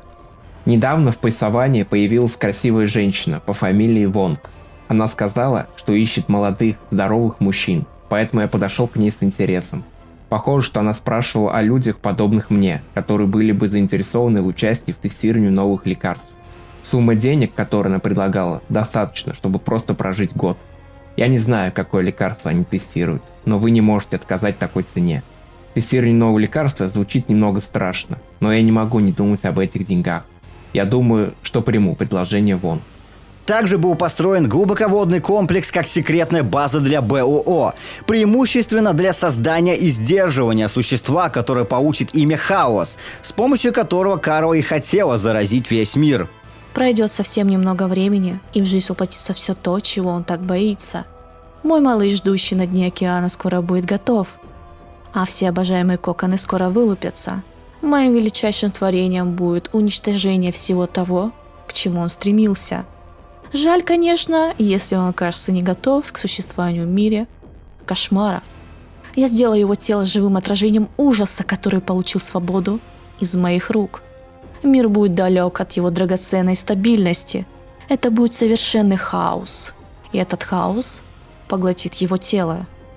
Ученые извлекли магму из-под дна океана и исследовали бактерии и микробы, способные жить в таких экстремальных условиях. Затем они добавили в их генетический код вирус Си, чтобы получить наиболее мощное существо, которое в будущем получит имя Хаос, с помощью которого Карва как раз таки и хотела заразить весь мир. Прошла неделя с тех пор, как мои заказы привели меня сюда.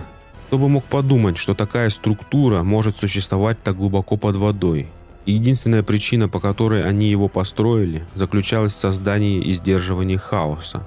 Всего один большой дорогой инкубатор. Надеюсь, это того стоило.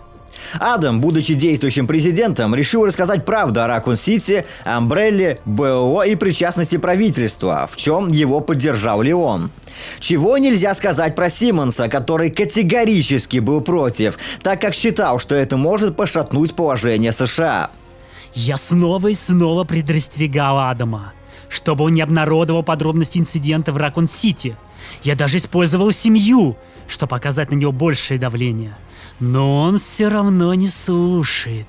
Он не понимает, насколько велика его ошибка.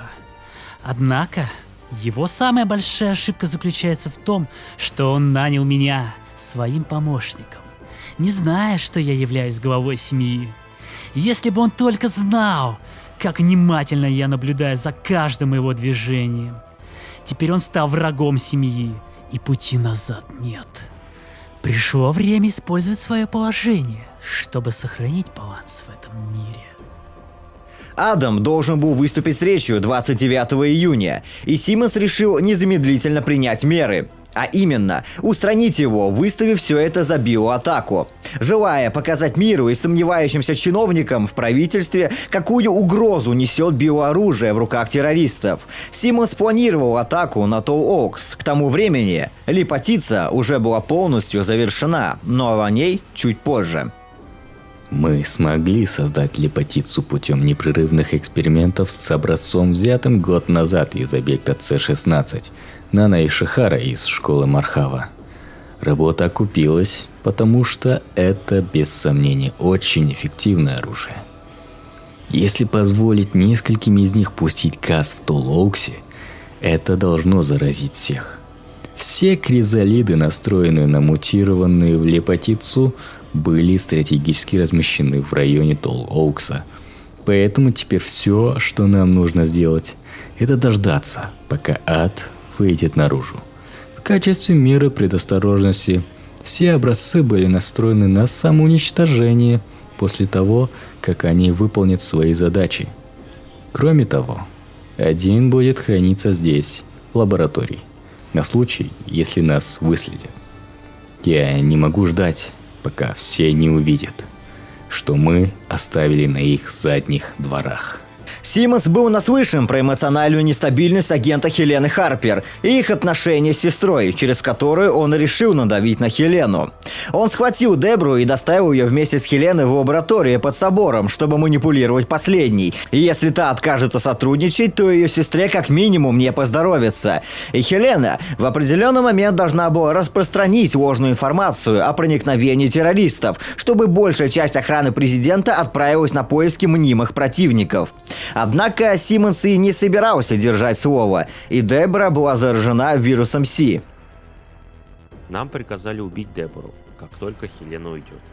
В любом случае, они обе умрут, так что это ускорит процесс. Но было бы такой тратой убить ее. Я не могу не думать о ее мягкой коже и стройном теле. Она просто в моем вкусе. Моей дорогой Хелене, прости меня, я была плохой сестрой, но ты все равно любила меня. Прости меня за все. Мне что-то вкололи, и теперь я теряю память. Забываю, кто я такая. Забываю даже тебя. Я не хочу этого.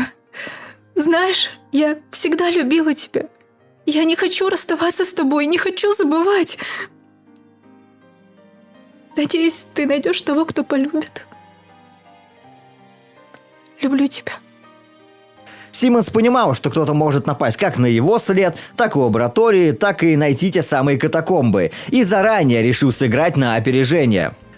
Установите все ловушки, прежде чем приступить к плану. Кроме того, выпустите Бржака из аквариума. На всякий случай. Любой, кто придет сюда во время суматохи, должен умереть. Все люди в Толоуксе, включая президента, должны быть уничтожены. Все они будут необходимой жертвой ради безопасности нашей страны.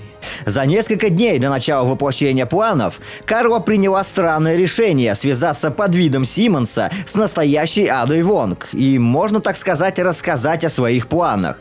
И неизвестно, зачем она это сделала. Либо хотела устранить Аду и остаться единственной, либо просто таким образом хотела, чтобы ее спасли, так как частица той самой Карлы не хотела всего этого. Так или иначе, это послужит роковой ошибкой для Доппельгангера. Но сама Ада не знала, что с ней говорит лишь двойник, а не Симмонс. Она поначалу ответила отказом, мол, ей неинтересно, но 27 июня она все-таки проникла на подводную лодку Нео Амбреллы, где по неизвестной причине для Ады имеются ее отпечатки пальцев. Она смотрит запись задания, которое было адресовано, судя по всему, ей. Однако сама она не помнит, чтобы выполняла его или вообще слышала что-то подобное. Но тем не менее, задание оказывается выполнено. Оттуда она узнает про сына Вескера и что в его теле находится антитела к новому вирусу Си. А также, что Шерри Биркин больше не находится, так скажем, в заключении, с которой Ада также ненадолго пересекалась в городе Ракун. Там она сталкивается с элитными Джава, которым был вколот другой штамм вируса. Поэтому их мутация отличается от тех, которые были в Идонии, или же будут в Китае. Убить их еще сложнее, так как они находятся полностью в броне и могут менять свои части тела по желанию. Ада выбирается с подлодки, предварительно связавшись с Карлой, которая опять-таки выдает себя за Симмонса. Он говорит, что завтра по США будет нанесен удар биотеррористами. Потом тоже ждет Китай и все крупные города мира. Так скажем, от имени Ада Вонг. Но Ада не собирается позволять все это повесить на ее имя. У Хелены не было выбора, и она сообщила секретной службе, что в университет проникла группа, целью которой является убийство президента. Сам президент в это время находился в университетском кампусе и готовился произнести речь, а сотрудники секретной службы следили за его безопасностью. Сообщение Хелены привело к тому, что часть агентов была отправлена на поиски мнимых злоумышленников, а президента эвакуировали в безопасную комнату. Это дало Дереку возможность нанести удар. Как бы не любила Хелена свою сестру, она не могла участвовать в террористической атаке. Она попыталась предупредить агентов об своем же обмане и защитить президента, но коллеги не поверили ей, зная о ее психологических проблемах в прошлом. А потом было уже поздно, поскольку половина агентов занималась поисками вымышленных убийц. Секретная служба не смогла вовремя эвакуировать президента еще раз и спасти ему жизнь. Некоторым из нас было приказано обыскать колледж после получения сообщения о том, что президент мог быть убит. Я надеюсь, что это просто какая-то шутка. Пока что я не видел ничего подозрительного, за исключением того, что агент Харпер продолжал рассказывать о том, что Дерек Симмонс – это тот, кто пытается убить президента, и что мы должны вернуться на свои посты. Но ведь Симмонс – друг президента.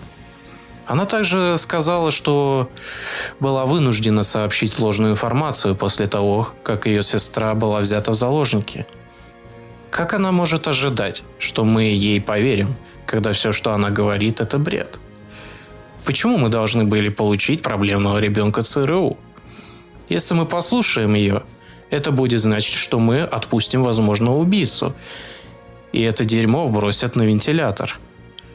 Я думаю, что дам ей немного времени, чтобы она привела свою голову в порядок. А мы пока продолжим поиски. Хотел бы я, чтобы этот кашель прекратился. Кажется, я что-то подхватил. Липотицы начали делать свое дело. И в итоге газ заполнил весь кампус и добрался до президента, которого постигла незавидная участь, и тот обратился в зомби. Помимо Хелены, к Адаму вернулся еще и Леон, который и произвел фатальный выстрел в того, кого раньше мог назвать своим другом. Хелена не могла рассказать Леону сразу всю правду, ибо боялась, что он не поверит, как и другие агенты, ибо было бы дико сразу обвинить советника по национальной безопасности. И она просто сказала Лене, что все расскажет на месте, лишь бы он только последовал до ней до собора, мол, все ответы там. Воспользовавшись авторитетом Леона перед Ханниган, она сказала, что у Леона есть зацепка. Тот удивился, но подтвердил ее слова. Получив известие о крупномасштабной биологической атаке на Толл-Окс и убийстве президента, Дерек Симмонс мобилизовал агентов для оценки ситуации, мол, здесь нет его вины. Это Ингрид Ханниган. Я связалась с Хеленой Харпер из USSC. Она и Леон Кеннеди из ООБ подтвердили, что президент умер от инфекции. Теперь они отправляются преследовать тех, кто, по их мнению, стоит за инцидентом. И я повторяю, подтверждена смерть президента, и 2 агента сейчас преследуют подозреваемого. Теперь, когда план оказался успешным, нам приказали избавиться от Деборы. Но некоторые из нас хотели посмотреть, что К-вирус сделает с ее здоровым телом. Поэтому мы сделали ей инъекцию. В любом случае, ее просто бы убили, выбросили, поэтому не было никаких проблем.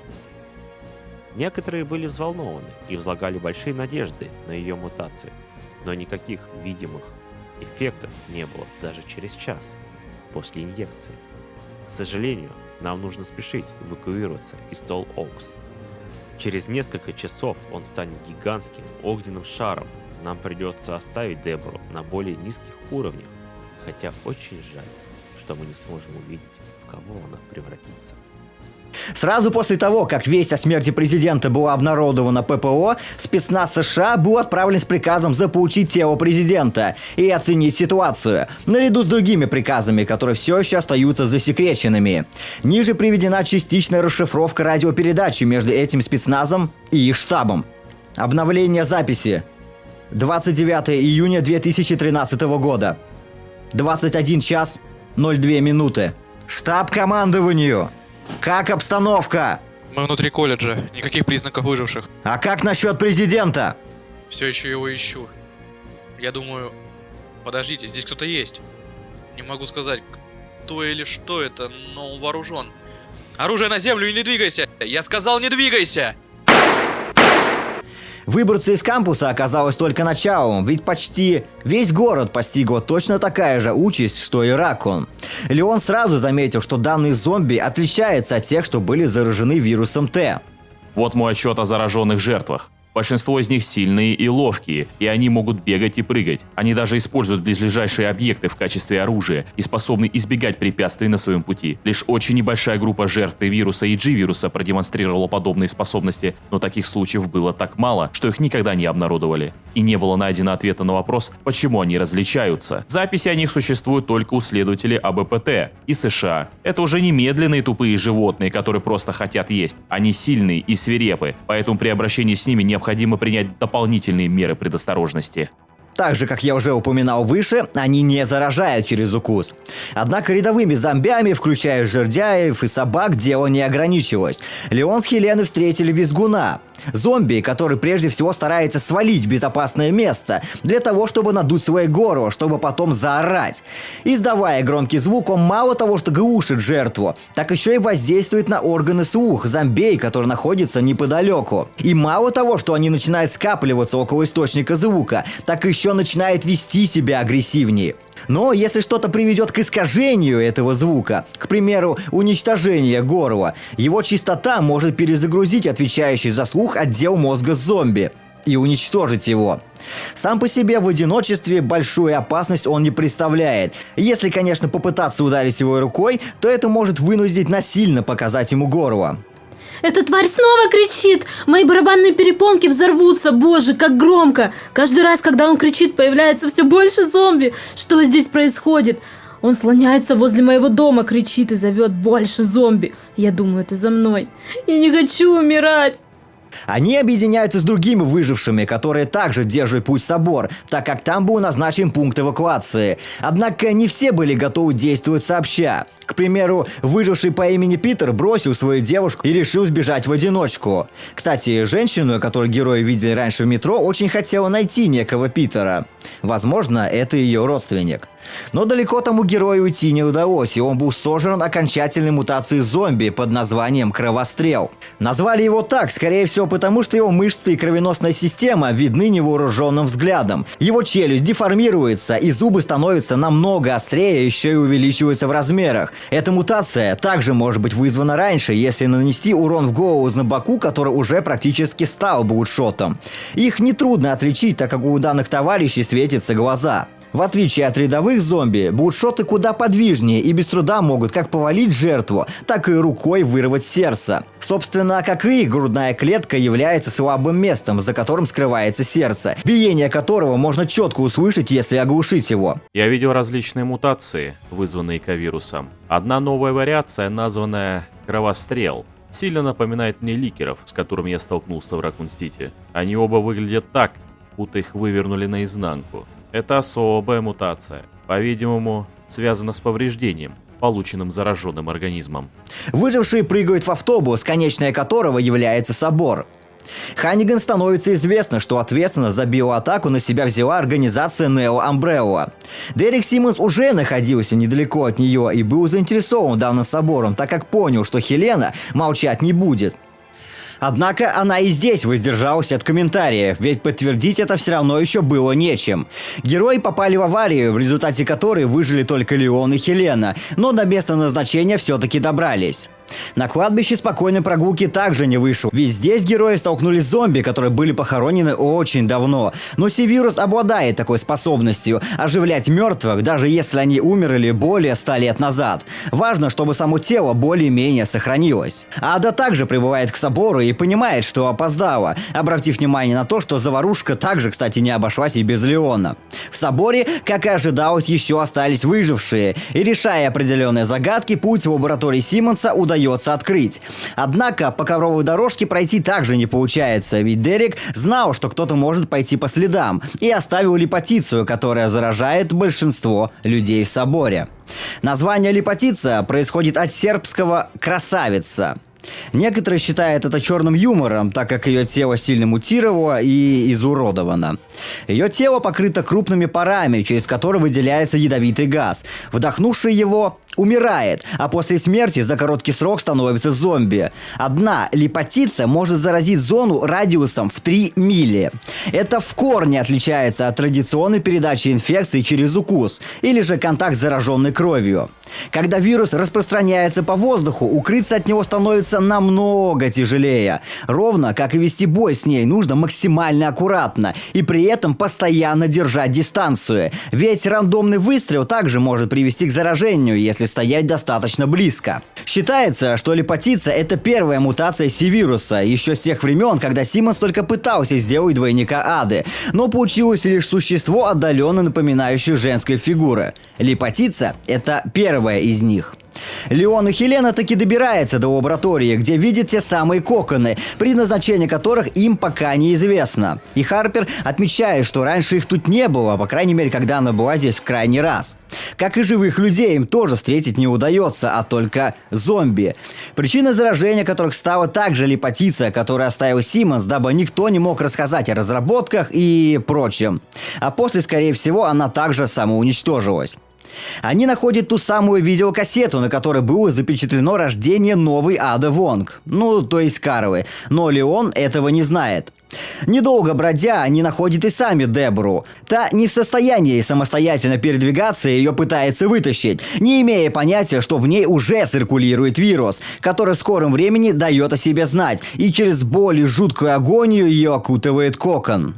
Ада, пробираясь через ловушки семьи, своим путем подоспевает прямо к мутации Дебры, и, видя все это со стороны, не мешкая, отправляет, казалось бы, смертельную стрелу в ту, которая раньше считалась сестрой Хелены. Но та не погибает и обретает в какой-то степени уникальную мутацию для вируса Си.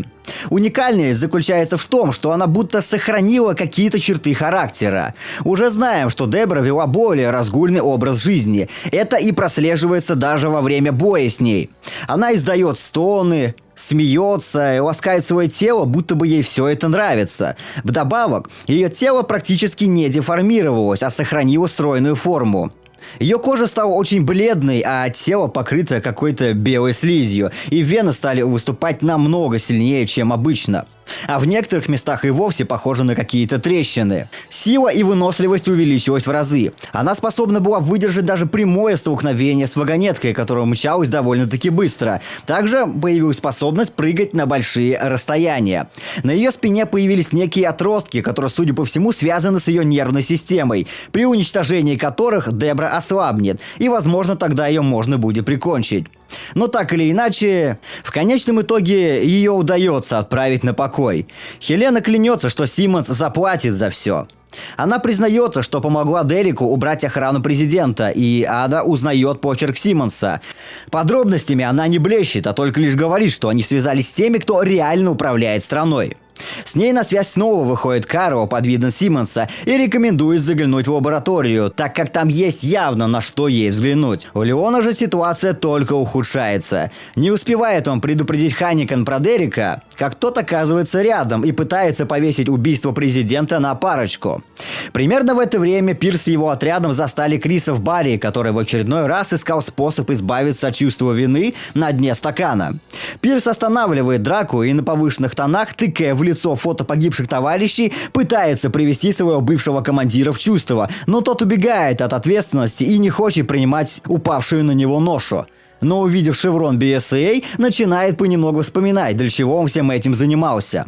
Время пришло. Карла выпустила огромное количество на город как Джава, которых она собирала как раз-таки в районе Пойсвана, города Ваиб, провинции Ляншанг, так и расквапаний, включая еще особых БО вроде Иллюзии, но о ней ниже. Нео Амбрелла захватил 2 авианосца, один из которых находился в порту и должен был использоваться для атаки на город при помощи более тяжелого вооружения. Второй же находился в море, который был готов к запуску ракет с газом вируса Си, который бы быстро распространился по городу и обратил всех, кто его вдохнул, в зомби. Запустить ракету планировалось в район Тачи, поэтому жители Карла оставил нетронутыми, и Джава туда не заглядывали, или, по крайней мере, такой риск был минимизирован. Однако это больше относилось к плану Д – судного дня. Каро понимала, что ее попытаются остановить, и разработала план на случай своей смерти. Первым делом, как уже говорил, должна была быть выпущена ракета по городу, а после сразу же должен был экстренно вылупиться хаос. Правда, при таком раскладе существовал риск, что он будет все еще не полностью, так скажем, готов. Если я умру, то буду знать, что вместе со мной умрет мир, который он любил. Ближе к вечеру китайское правительство признало свою неподготовленность к ситуации таких масштабов и официально запросило помощи у BSAA. К тому же появилась информация, что сама Ада Вонг возглавляет Neo Umbrella. Это штаб. Ниванс, прием. Произошли биотеррористические атаки в Америке и Китае. У нас пока недостаточно информации о ситуации, но правительство США отказывается принимать нашу помощь у себя. Поэтому команда Альфа нужна нам в Китае. У нас есть отчеты от Java-подобных БОО, с которыми наша команда уже имела опыт работы. Мы также слышали, что вы столкнулись с Крисом Редфилдом, поэтому если вы можете, возьмите его с собой в Линшань, он мог бы сильно помочь. Ада добирается до лаборатории и просматривает кассету, где рождается ее двойник. До нее доходит, что все это время она говорила не с Симмонсом, так как он не такой идиот, чтобы раскрывать свои карты. Он пытается укрепить мир, а не уничтожить. Двойник же поначалу пытается отнекиваться, а потом лишь добавляет, что мир во всем обвинит настоящую Ада. Ада впервые за долгое время связывается с самим Дереком, слышать которую тот был явно удивлен. И доводит, что его двойник вышел из-под контроля, а тот этого и знать не знает. И сама отправляется в Китай. Симмонс осознает, что даже двойник Ады не хочет ничего иметь общего с ним. Он узнает о вспышках вируса Си в Китае и понимает, где ему искать Кару.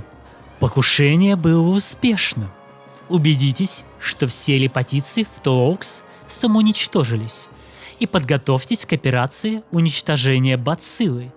Леон с Хеленой долгое время шастают по катакомбам, которые являются владениями Симмонса, как уже говорил, в которых помимо его родни захоронены все члены семьи. Хоть и катакомбам уже больше 400 лет, но про их существование мало кто знает. Однако катакомбы и сами по себе защищены хитроумными ловушками и приспособлениями, которыми не дадут просто так разгуливать незваным гостям. Но в них встречаются глубоко вырубленные пещеры и примитивные алтари.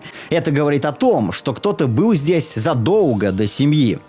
Преодолев все преграды из разряда огромных пиу, копий и прочего, герои сталкиваются с Бржаком. Бржак – это сильно мутировавшая жертва Си-вируса. Как ни странно, тоже когда-то был человеком, а окончательная мутация больше похожа на какой-то из видов акул. Зрение и слух у этого существа практически атрофированы, и при охоте он полагается на органы осязания, которым чувствует движение воды. Бржак немедленно атакует любую движущуюся цель, будь то человек или зомби. Однако трупы, плавающие в воде, его не интересуют. Его часто использовали, чтобы уничтожить какую-либо информацию, к примеру, на компьютерах. Этот сумасшедший монстр-акула съест почти все, что мы ему кинем. Буквально на днях мы бросили несколько старых компьютеров, и он мгновенно налетел на них, словно они были конфетами, привлеченными движением от падения в воду. Но затем, когда он понял, что они не шевелятся, он остановился. Поэтому нам пришлось ткнуть палками в оборудование, чтобы он снова заинтересовался. Нам нужно было уничтожить данные на этих жестких дисках, поэтому эта штука не только хороша для убийства, но и удобна для работы в офисе. Если подумать, у нас есть много мертвых объектов из наших экспериментов, от которых сегодня нужно избавиться. Поэтому я думаю, что я просто брошу их в резервуар в качестве закуски для нашего маленького мусорщика. Его удается уничтожить и все же найти выход. И сразу же герои становятся свидетелями, как Симмонс заметает следы и уничтожает город, так как все улики, которые могли бы указать на него, должны быть уничтожены. Ханниган сообщает, что проследил за движениями Симмонса, и тот заказал самолет в Китай. Герои также решают отправиться туда, так как там были обнаружены следы вируса Си. Они просят инсценировать их смерть и сами же выдвигаются в Китай. Операция уничтожения бациллы была выполнена так, как и планировалось. Но на этот раз это не скрыть, как Ракун-Сити. Все будут знать, что президент был убит в результате биотерроризма. И у правительства не было иного выбора. Весь мир узнает об угрозе биотеррористических организаций и будет в восторге от страны, которая встала на защиту своего народа и борется с этой угрозой. Америка! Теперь мы им показали, кто настоящая сила. Так должно быть. И теперь в мире будет достигнут баланс с семьей у руля. Джейк и Шерри все это время, как уже говорил, также находились в Китае, в особняке, и над ними проводили эксперименты. Кара уже за это время успешно создала новый улучшенный вирус Си при помощи как самого вируса, так и крови Джейка. Джейк понимает, что вечно он тут находиться не собирается, ловит удобный момент и пытается сбежать. Шерри также не остается в стороне, понимая, что Джейк решил устроить грубый косплей Майкла Скофилда. В ином же случае в скором времени они были бы убиты. Крис с его теперь новым отрядом также оказывается в Китае, в городе Ваи. И первым внутренним заданием его группы стало уничтожение, как считалось, базы Java, которая была под кодовым именем Toothpick. Ракетами сразу не могли нанести удар, так как была получена информация об удержании там заложников, которых нужно было спасти. Возможно, во время полета Пирс связался с Клэр и успокоил ее, что с ним все сейчас в порядке и то, что он находится в Китае. Она же в свою очередь попросила, чтобы тот присматривал за ним. Несмотря на то, что Крис пока еще мало что помнит, он все равно подмечает, что реакция у него осталась на месте. И его амнезия не мешает никому слушаться живую легенду, и никто не идет поперек приказа. У Криса почти сразу же пытается взять интервью, но тот в грубой форме отталкивает репортера. В этот момент Леон и Хелена продолжают перелет в Китай. Хелена не понимает, почему Леон просто не сдаст ее и не снимет с себя все подозрения. Но Леня и не собирался этого делать, так как теперь они находятся в одной лодке. Но план по внезапному задержанию Симмонса оказывается провален, так как он знал, что они инсценировали свою смерть, ведь их смогли опознать еще когда они закупали билеты. Леон Кеннеди и Хелена Харпер следуют за мной в Китай. ППО объявили их мертвыми, но сообщение является ложным. Убедитесь, что Липатица сядет в самолет, чтобы сообщение ППО не пропало зря. Пока Крис и Пирс продвигались по установленным приказам, за ними с крыши наблюдал Рики, которого они спасли еще в школе Мархава. Тот делает несколько фотографий, а после еще же и сам спасает девушку от Java, которая попала в беду. BSAA были поделены на 5 групп. Альфа высадилась около точки номер 8 и, как уже говорилось, следовал к точке Toothpick, дабы освободить сотрудников ООН. Эхо были в другой черте города и сразу же начали атаковать Java около точки Тройка Буби. По пути Альфе неоднократно приходилось корректировать маршрут, так как на дороге номер 4 было много гражданских, и они были вынуждены идти в обход через здание шестеркой Треф и по пути встретиться с Дельтой.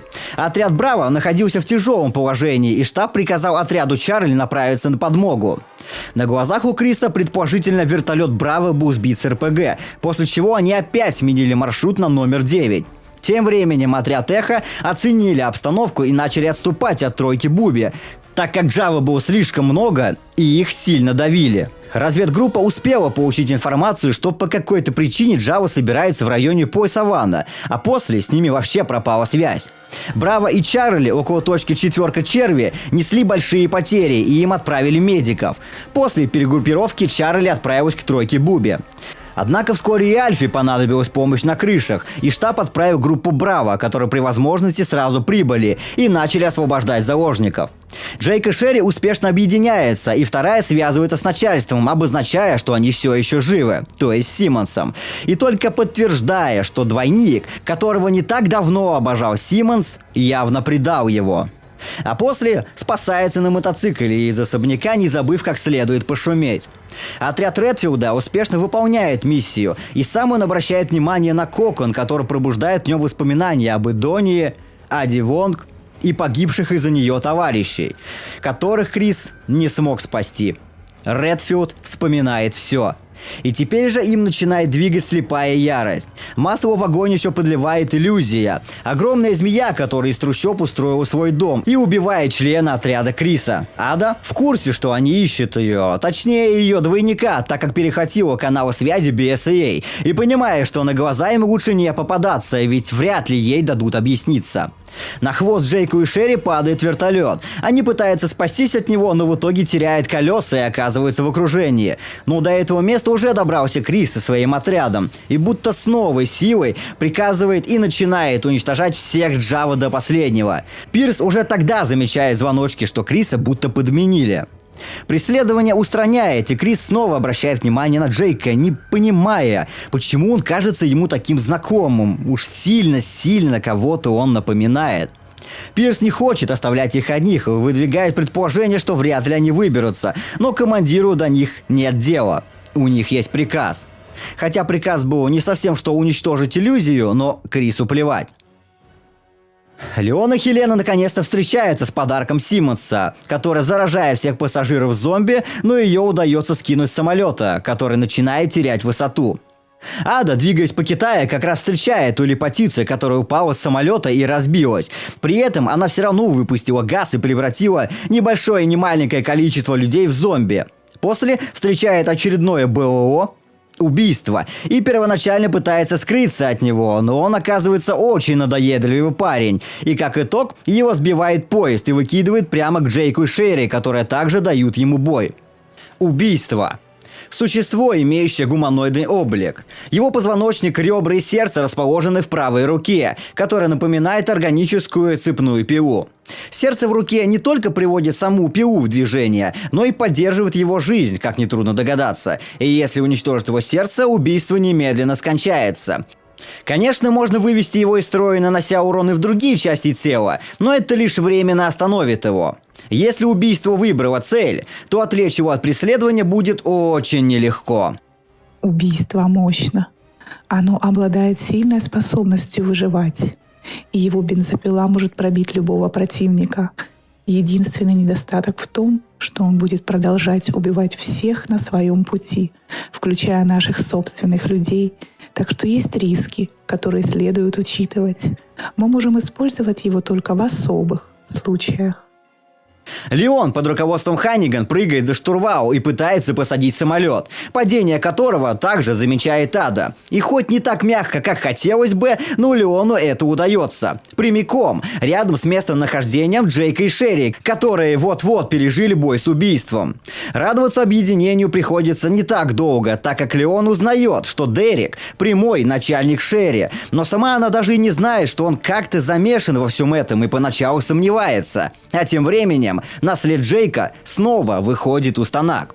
Отряд Криса встречается с иллюзией еще раз, которая раз за разом потихоньку убивает его подчиненных, будто бы играя с ними, но на прямой контакт пока не спешит выходить. А сам же он еще больше перестает себя контролировать и подвергает опасности не то что отряд, а наплевательски относится даже к своей жизни.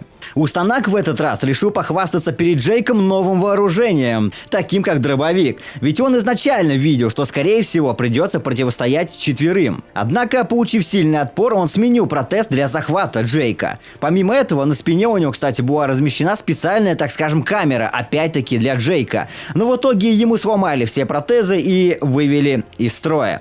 Шерри рассказывает Леону о том, где должна произойти встреча, куда обе парочки направляются, но своими путями. Иллюзия. Призрак. Как нетрудно догадаться, огромная змея, которая обладает способностью менять цвет, так что ее тело сливается с ландшафтом. Она не становится полностью невидимой, и разглядеть ее движение все-таки можно. Маскировка происходит за счет выделения жидкости, которая гармонирует со светом. Мы называем эту мутацию иллюзия. Это была очень удивительная находка. Его способность маскировать настолько эффективна, что он становится практически невидимой. Это, конечно, дает ей очень хорошее преимущество перед атакой. Чешуя не только скрывает змееподобное существо, но он также чрезвычайно тверда и создает хорошую броню. Но внутри это существо похоже на любое другое животное. Единственное уязвимое место – это рот, который становится видимым, когда он открыт для атаки. Но у жертвы будет только один момент, чтобы выстрелить, прежде чем ее съедят заживо. Иллюзия также когда-то была человеком. Однако и она тоже не бессмертная, и если нанести достаточный урон, она потеряет возможность к маскировке. Но организм все равно будет пытаться выжить, и ее кожа станет в разы прочнее. Оставшемуся отряду Криса удалось победить ее через мощный удар током. После ее ликвидации объявляется сама Карова и вкалывает Си-вирус единственному, помимо Пирса, живому товарищу Криса. И тот мутирует. Крис же опять не хочет убивать его, непонятно на что надеясь, и в итоге сталкивается со вторым БОО, которое было создано еще во времена тестирования двойника Ады, которое удаленно напоминало женское тело. Гнездо. Сербского улей. Сначала мне показалось, что передо мной стояла женщина, но подойдя поближе, я увидел, что это был огромный рой жуков в форме девушки. Я испугался и попытался сбежать, но они пришли за мной. Я ничего не мог сделать против них. Они грызли меня, пока я не оказался весь в крови. Мне чудом удалось выжить. С виду напоминают шершни, которые могут собираться в рой наподобие, как уже сказал, женского тела, даже если зараженный при этом был мужчина. Они обладают разумом улья, где у каждого существа отдельная роль. Но существуют они не сами по себе, а благодаря королеве, которая находится в центре роя. Но она не занимается размножением, а лишь командует гнездом. Просто так ее заметить невозможно, так как ее подчиненный активно скрывает ее. Часть роя может отделиться и создать двойника, если почувствует более сильную угрозу, для отвлечения внимания, которые за один заход могут убить человека. Однако, если начать атаковать их, то королева выскочит из-под обстрела и будет открыта для огня. Собственно, если погибнет она, то и роя не станет.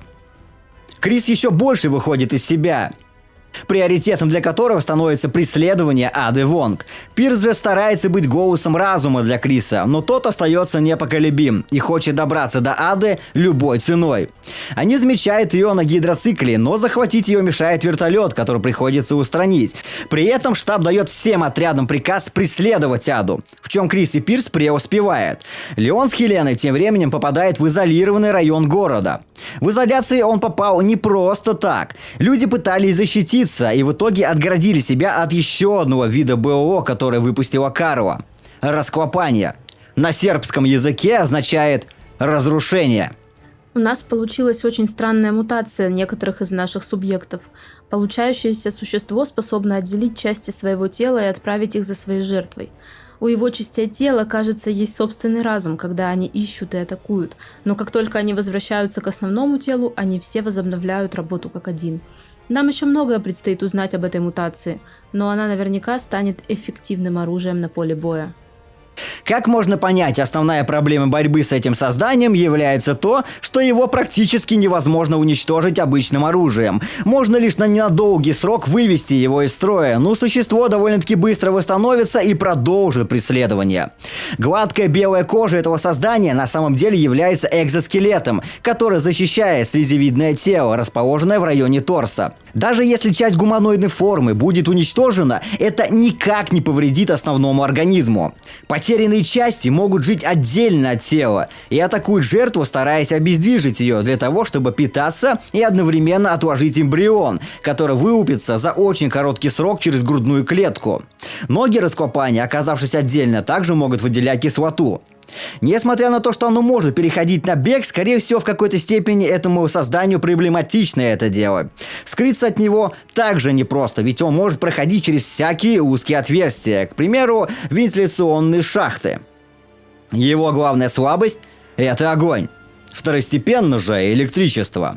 Но не только Леон и Хелена будут встречать это создание, а также Крис, Пирс, Джейк, Шерри, Ада тоже, но в разных местах. Леон с Хеленой также оказывается недалеко от Криса. Нелегкая занесла их в медицинский исследовательский центр Винчи, в котором Карл как раз таки и заманивал людей с Пойсавана, и который специально был возведен рядом с этим районом, ибо здесь проще всего было найти подопытных. Но сейчас она здесь для того, чтобы забрать улучшенный образец вируса Си, а также дать приказанию рядовому Джава приблизиться к Симмонсу и заразить его. Она заставляет две команды пройти курс молодого бойца. Леон же в это время не понимает, почему она настроена враждебно, ведь он до сих пор думает, что это настоящая Ада Вонг. Джейк и Шерри добираются до той же локации, где происходила борьба Криса с вертолетом, и снова пытаются отбиться от убийства. Благо, настоящая Ада тут как тут, и наконец-то вживую увидела сына Альберта и обеспечила им прикрытие, хотя сами же они думали, что им помогал кто-то из BSAA. В итоге Ада спасает Шерри и наконец-то избавляется от назойливого бензопильщика. Карли не удается далеко уйти. В конце концов, Крис и Пирс оказываются быстрее и добираются до нее первыми. Но Леня все равно не дает в обиду, и изначально вообще они с Крисом не узнали друг друга. Крис винит во всем Аду и не владеет информацией про Симмонса, в то время как Леон и понятия не имеет, что Ада, она же Карла, также имеет к этому отношение. Но он думает, что защищает настоящую Аду Вонг, хоть и сам понимает, что Крис явно не стал бы гнать с пустого места на невиновного. Пирс также теряет бдительность. Карла пользуется заминкой и избегает. Альфа садится ей на хвост и объявляет общую тревогу. Крис требует перекрыть все дороги, но штаб отказывает, так как бои уже идут абсолютно по всему городу. Это все видит со стороны Ада и, услышав нужную информацию, отправляется за Карлой на авианосец. Крис и Пирс десантируются туда же, но не слишком мягко, и Карла на этом выигрывает время. А Леон с Хеленой отправляется по душу Симмонса. Шерри также двигается к своему начальнику и говорит Джейку, чтобы тот бежал, несмотря ни на что, если Леон окажется прав. Джейк дает свое согласие и, оказавшись на месте, понимает, что Леон и Хелена не врали, а Симмонс в это время и не пытается отнекиваться. Дерек отдает приказ уничтожить Леона с Хеленой, но вот Джейк и Шерри нужны ему живые. Биркин передает информацию Леоне о Джейке Мюллере и пытается выбраться, но их окружает Джава. Джейк нарушает свое слово и не бросает Шерри, и в итоге их берут числом и отправляют на подводную базу. Симмонса же все-таки заразили улучшенным вирусом Си, как Карла и планировала, и тот падает на проезжающий мимо поезд. Леон и Хелена, не теряя времени, прыгают следом. Карла делает последний звонок Симмонсу, предвкушая свою победу, раскрывая карты, что это по ее инициативе он был заражен, а также в целом свои планы, которые свершатся в ближайшее время. Крис Пирс и даже Ада, находясь на борту, слышат это все, так как Карла объявила это по громкой связи. Симмонс пытается объяснить Леону, почему он перешел на крайние меры и решил убить президента. Как уже говорил, если бы Адам открыл рот, то США потеряли бы все свое влияние и мировой порядок был бы нарушен. Однако такие методы не устраивают ни его, ни Хелену. Сам же Дерек вступил в мутацию первой стадии, во время которой он еще не теряет личность и превращается в подобие четвероногого зверя, приобретая дикую силу и скорость, благодаря которой он может обогнать скоростной поезд и даже снести его. Может использовать осколки своих костей в качестве метательных снарядов, не боясь за собственное здоровье, так как они быстро восстанавливаются благодаря вирусу. Сам он время от времени может переходить в человеческую форму, но пока только когда получает большой урон. И Сивирус, пытаясь спасти своего носителя, насильно возвращает его в человеческую форму, во время которой он более уязвим. Ада же в это время начинает играть в прятки от Криса и Пирса, которые в свою очередь добираются именно до Карлы. Та еще больше триггерит Редфилда и решает применить отвлекающий маневр, выставляя его за основную атаку. Мол, скоро будет произведен запуск ракет с газом по городу, который быстро заслужит звание очередного зомби-ленда. А после это ждет и весь мир. Однако на вертолете прилетают члены семьи и лишает Криса возможности провести правосудие и убивает Карлу. Крис не мог знать наверняка, как Леон относится к Аде и кто она вообще такая для него. Но на эту тему порассуждаем в отдельном видео про Криса.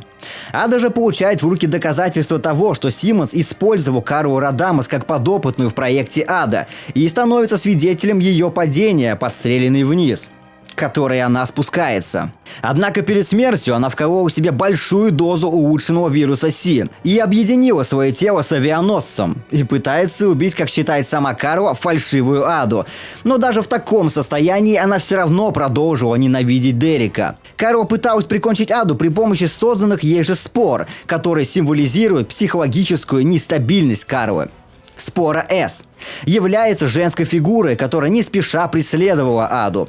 Полностью уничтожить ее было нельзя, так как она все равно позже восстанавливалась.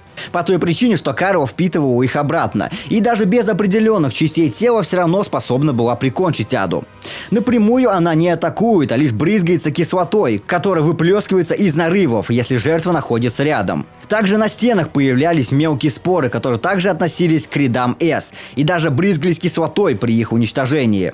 Споры М проявляется либо в виде множества рук, которые торчат из стены и способны делать резкий выпад и всасывать жертву в корабль, либо в виде лица Карвы, который пытается сожрать. Самым сильной спорой считается спора Л. Кажется прямым проявлением самой Карвы. Это огромное ее лицо, почти как в М, но только больше. Против Ады, как уже понятно, она использовала все упомянутые споры. Уничтожить обычным оружием ее также нельзя, так как она будет быстро восстанавливаться. Утихомирить же ее удалось только при помощи жидкого азота, который заморозил большую часть ее тела. Крис получает приказ от начальства добраться и остановить запуск ракет, прежде чем стартует хоть одна. Пирс также заполучил еще один образец улучшенного вируса Си, который решил сохранить как вещдок. Герой добирается до истребителя, и благо у Криса есть навыки пилотирования. Они на всех парах мчатся помешать запуску, что также наблюдает Ада со стороны и направляется в город позаботиться о Симмонсе, которого уже побеждает Леон и Хелена, и добирается до берега в надежде, что все закончилось. Тем временем семья пристально следила за Симмонсом после того, как ему сделали инъекцию. С Дереком все кончено. Мутация становится все хуже и хуже. Он выглядит страшнее, чем любой Джава, которого я когда-либо видел. Поскольку все, о чем он сейчас может заботиться, это погоня за какой-то женщиной, мы решили снять его с этой должности. Мы должны выбрать кого-то еще, чтобы вести семью. Но у Криса все пошло не совсем по плану. Точнее, они успешно остановили запуск ракет, но Карва к этому была готова, и запуск все равно был произведен и отправился прямиком в город, где было заражено огромное количество людей, где как раз находились Ленька с Ленкой. Кеннеди поручает Крису спасти Джейка из заточения на подводной базе, а также добавляя, что в его крови содержатся антитела к вирусу Си. И он является сыном Альберта. Крису становится понятно, кого Джейк все время ему напоминал. Также он не стал умалчивать и добавил, что Ада Вонг мертва. Леон принимает это за чистую монету, так как не знал про двойника. В этом районе как раз находился отряд Эхо BSAA, которые должны были эвакуировать район, так как он по непонятным для них причинам не подвергся нападению Джава. Они помогают Леону и Хелене продвигаться на машине до тех пор, пока это возможно. А конечной являлась же башня Квад, где должны были находиться эвакуированные люди. Сам же водитель отправился искать выживших из своего отряда. Отряд Чарли хотели помочь Эхо, но штаб не позволил им это сделать, так как не хотели рисковать своими людьми. А Эхо уже списали со счетов, ведь они были почти в эпицентре. Герой попадает под взрыв, в результате которого Хелена не может сама передвигаться. Благо, к этому моменту успевает Ада и прикрывает отступление Леона, чем он сильно удивлен, ведь Крис вряд ли бы врал. До него доходит, что все враждебные встречи с Адой были не настоящие, а именно той, чье рождение он видел на кассете. Крис и Пирс тем временем добираются до базы. Редфилд признается Пирсу, что после этого дела он собирается уйти в отставку, а Пирс должен будет занять его место, так как тот давно его присмотрел.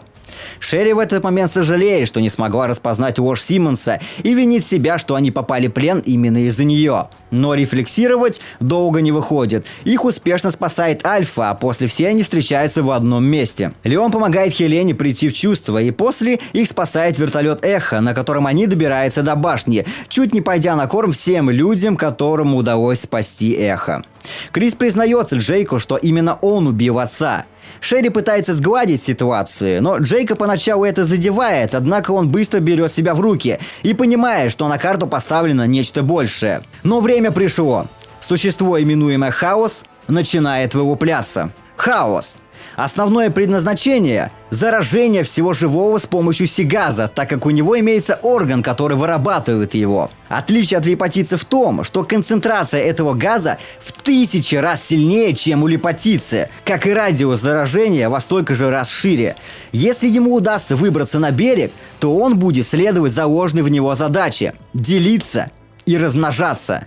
Не пройдет много времени, как подобным образом армия хаосов заполонят всю планету. Однако в этом случае оно было закончено не полностью, и, возможно, скелет, который виднеется на его теле, признак его несвоевременного вылупления, что, возможно, и дало героям шанс на победу. Однако и в таком состоянии он может доставить кучу проблем. Оно разделяет героев по парам. Крис и Пирс остаются с ним наедине и пытаются устранить, в то время как Джейк и Шерри встают на лыжи.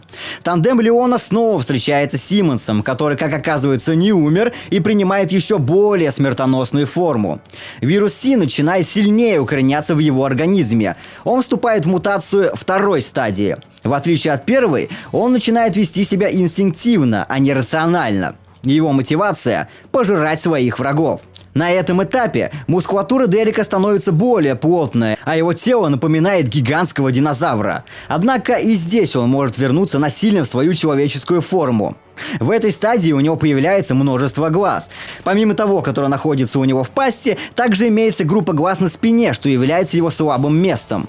Множество глаз не обязательно отсылает нас к G-вирусу, а скорее всего это признак насекомоподобной природы. Однако в этот раз героям помогает его одолеть Ада Вонг на вертолете. Дерек сошел с ума от мутации, поэтому все, что нужно сейчас, это чтобы правительство убило его. Что ему вкололи? Похоже, он основан на К-вирусе, но я никогда не видел такой мутации. Должно быть, это то, что Ада приготовила в Нео Амбрелле. Если бы мы могли получить образец этого, мы бы могли исследовать его. Я отправлю несколько наших людей. Крис и Пирс понимают, что удар ракеты по городу был только отвлекающим маневром, а хаос и есть настоящий план Каруи, который должен был заразить все живое. Они оказывают ему сопротивление, во время которого выясняется, что хаос может менять размеры своего тела и может становиться примерно как пятиэтажный дом, а может и больше. Слабого места на тот момент у него не было, однако, впитав достаточный урон, временно удалось его утихомирить. Ада сажает вертолет на крыше заранее, оставляя его для Леона, включая подготовленную ракетницу, которая может пригодиться, и флешка, на которой собраны доказательства вины Симмонса, который в скором времени встречает ее, и она оказывает ему сопротивление. Леон и Хелена также держали путь наверх. Ленка же догадалась, что для Леона она не просто подруга, а, как уже говорил, до Леона уже точно дошло, что на кассете он видел рождение именно двойника. Но порассуждать не получилось, так как они вместе с Адой также были втянуты в бой с Симмонсом, который откатился до первой стадии мутации. Однако теперь он время от времени мог сам переходить в человеческую форму. Троица поочередно прикрывает друг друга до тех пор, пока Ада не попадается под удар. Леон без раздумий прыгает к ней. Симмонс же не знает, что это настоящая Ада, и думает, что это Карла. Леон защищает ее от костей Дерека, и та, недолго повалявшись, приходит в себя. Благо, с ней ничего серьезного не произошло.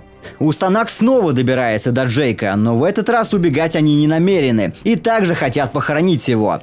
И по первой степени герой пытается вывести бой за счет огнестрела, но Устанак разоружает обоих, и Джейк решает разобраться с ним раз на раз.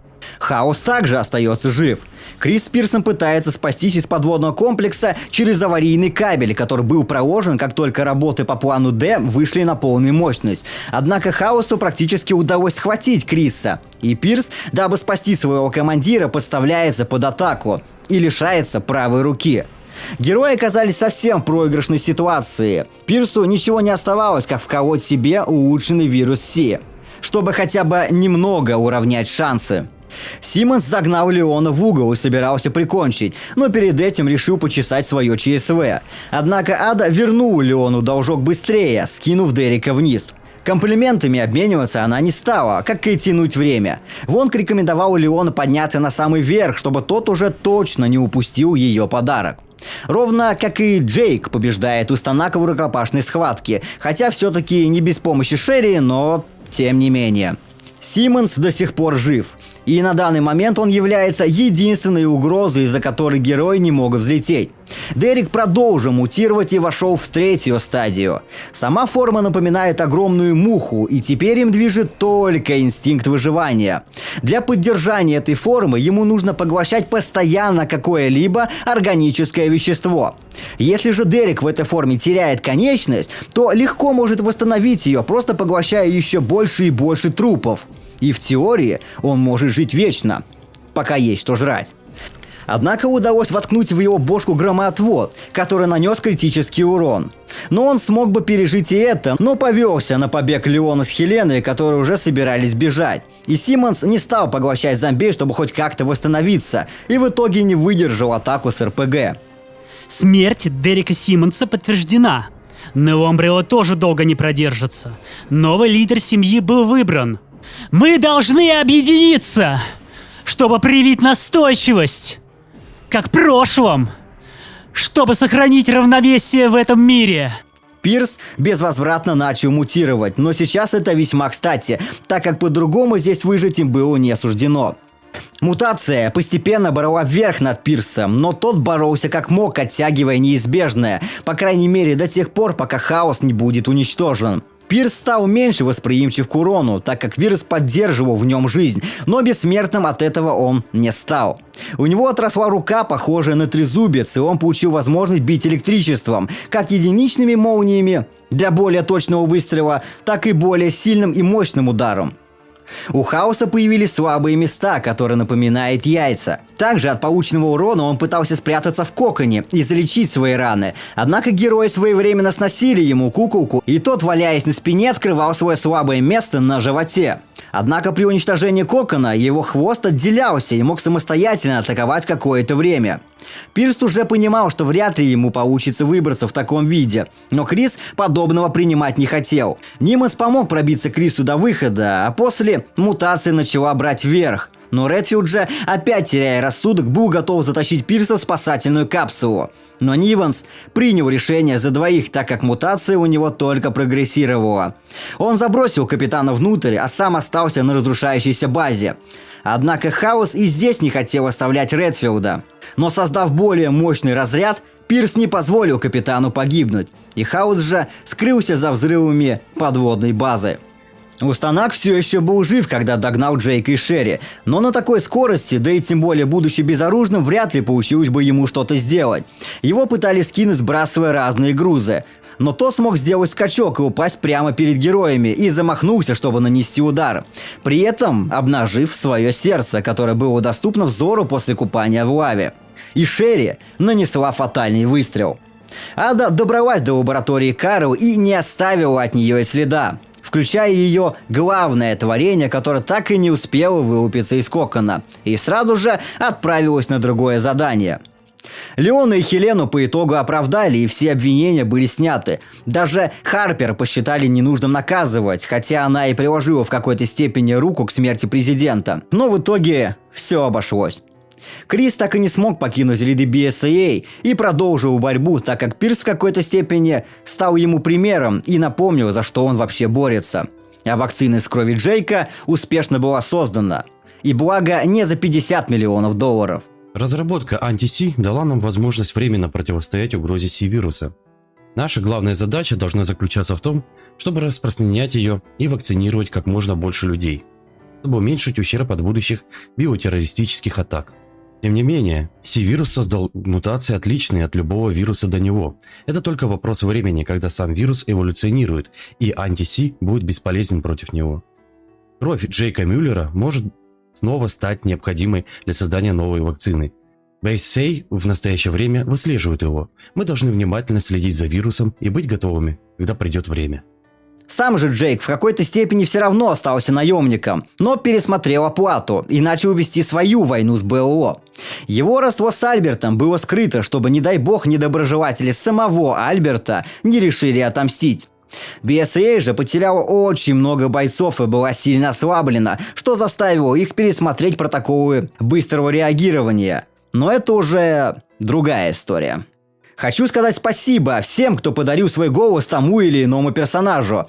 Понятно, что никто из нас не занимался никогда этим на профессиональном уровне. У кого-то более поставленная речь, у кого-то нет. У кого-то имелся опыт записи песен, кто-то ведет стримы, а кто-то и вообще никогда не подходил к микрофону. Всех нас объединяет любовь к франшизе Resident Evil. Еще раз всем спасибо, и надеюсь, это не последний проект, где мы встретились. Также хочу поблагодарить всех, кто досмотрел ролик до конца. Как та самая поговорка игромании: не было бы вас, не было бы нас. Увидимся!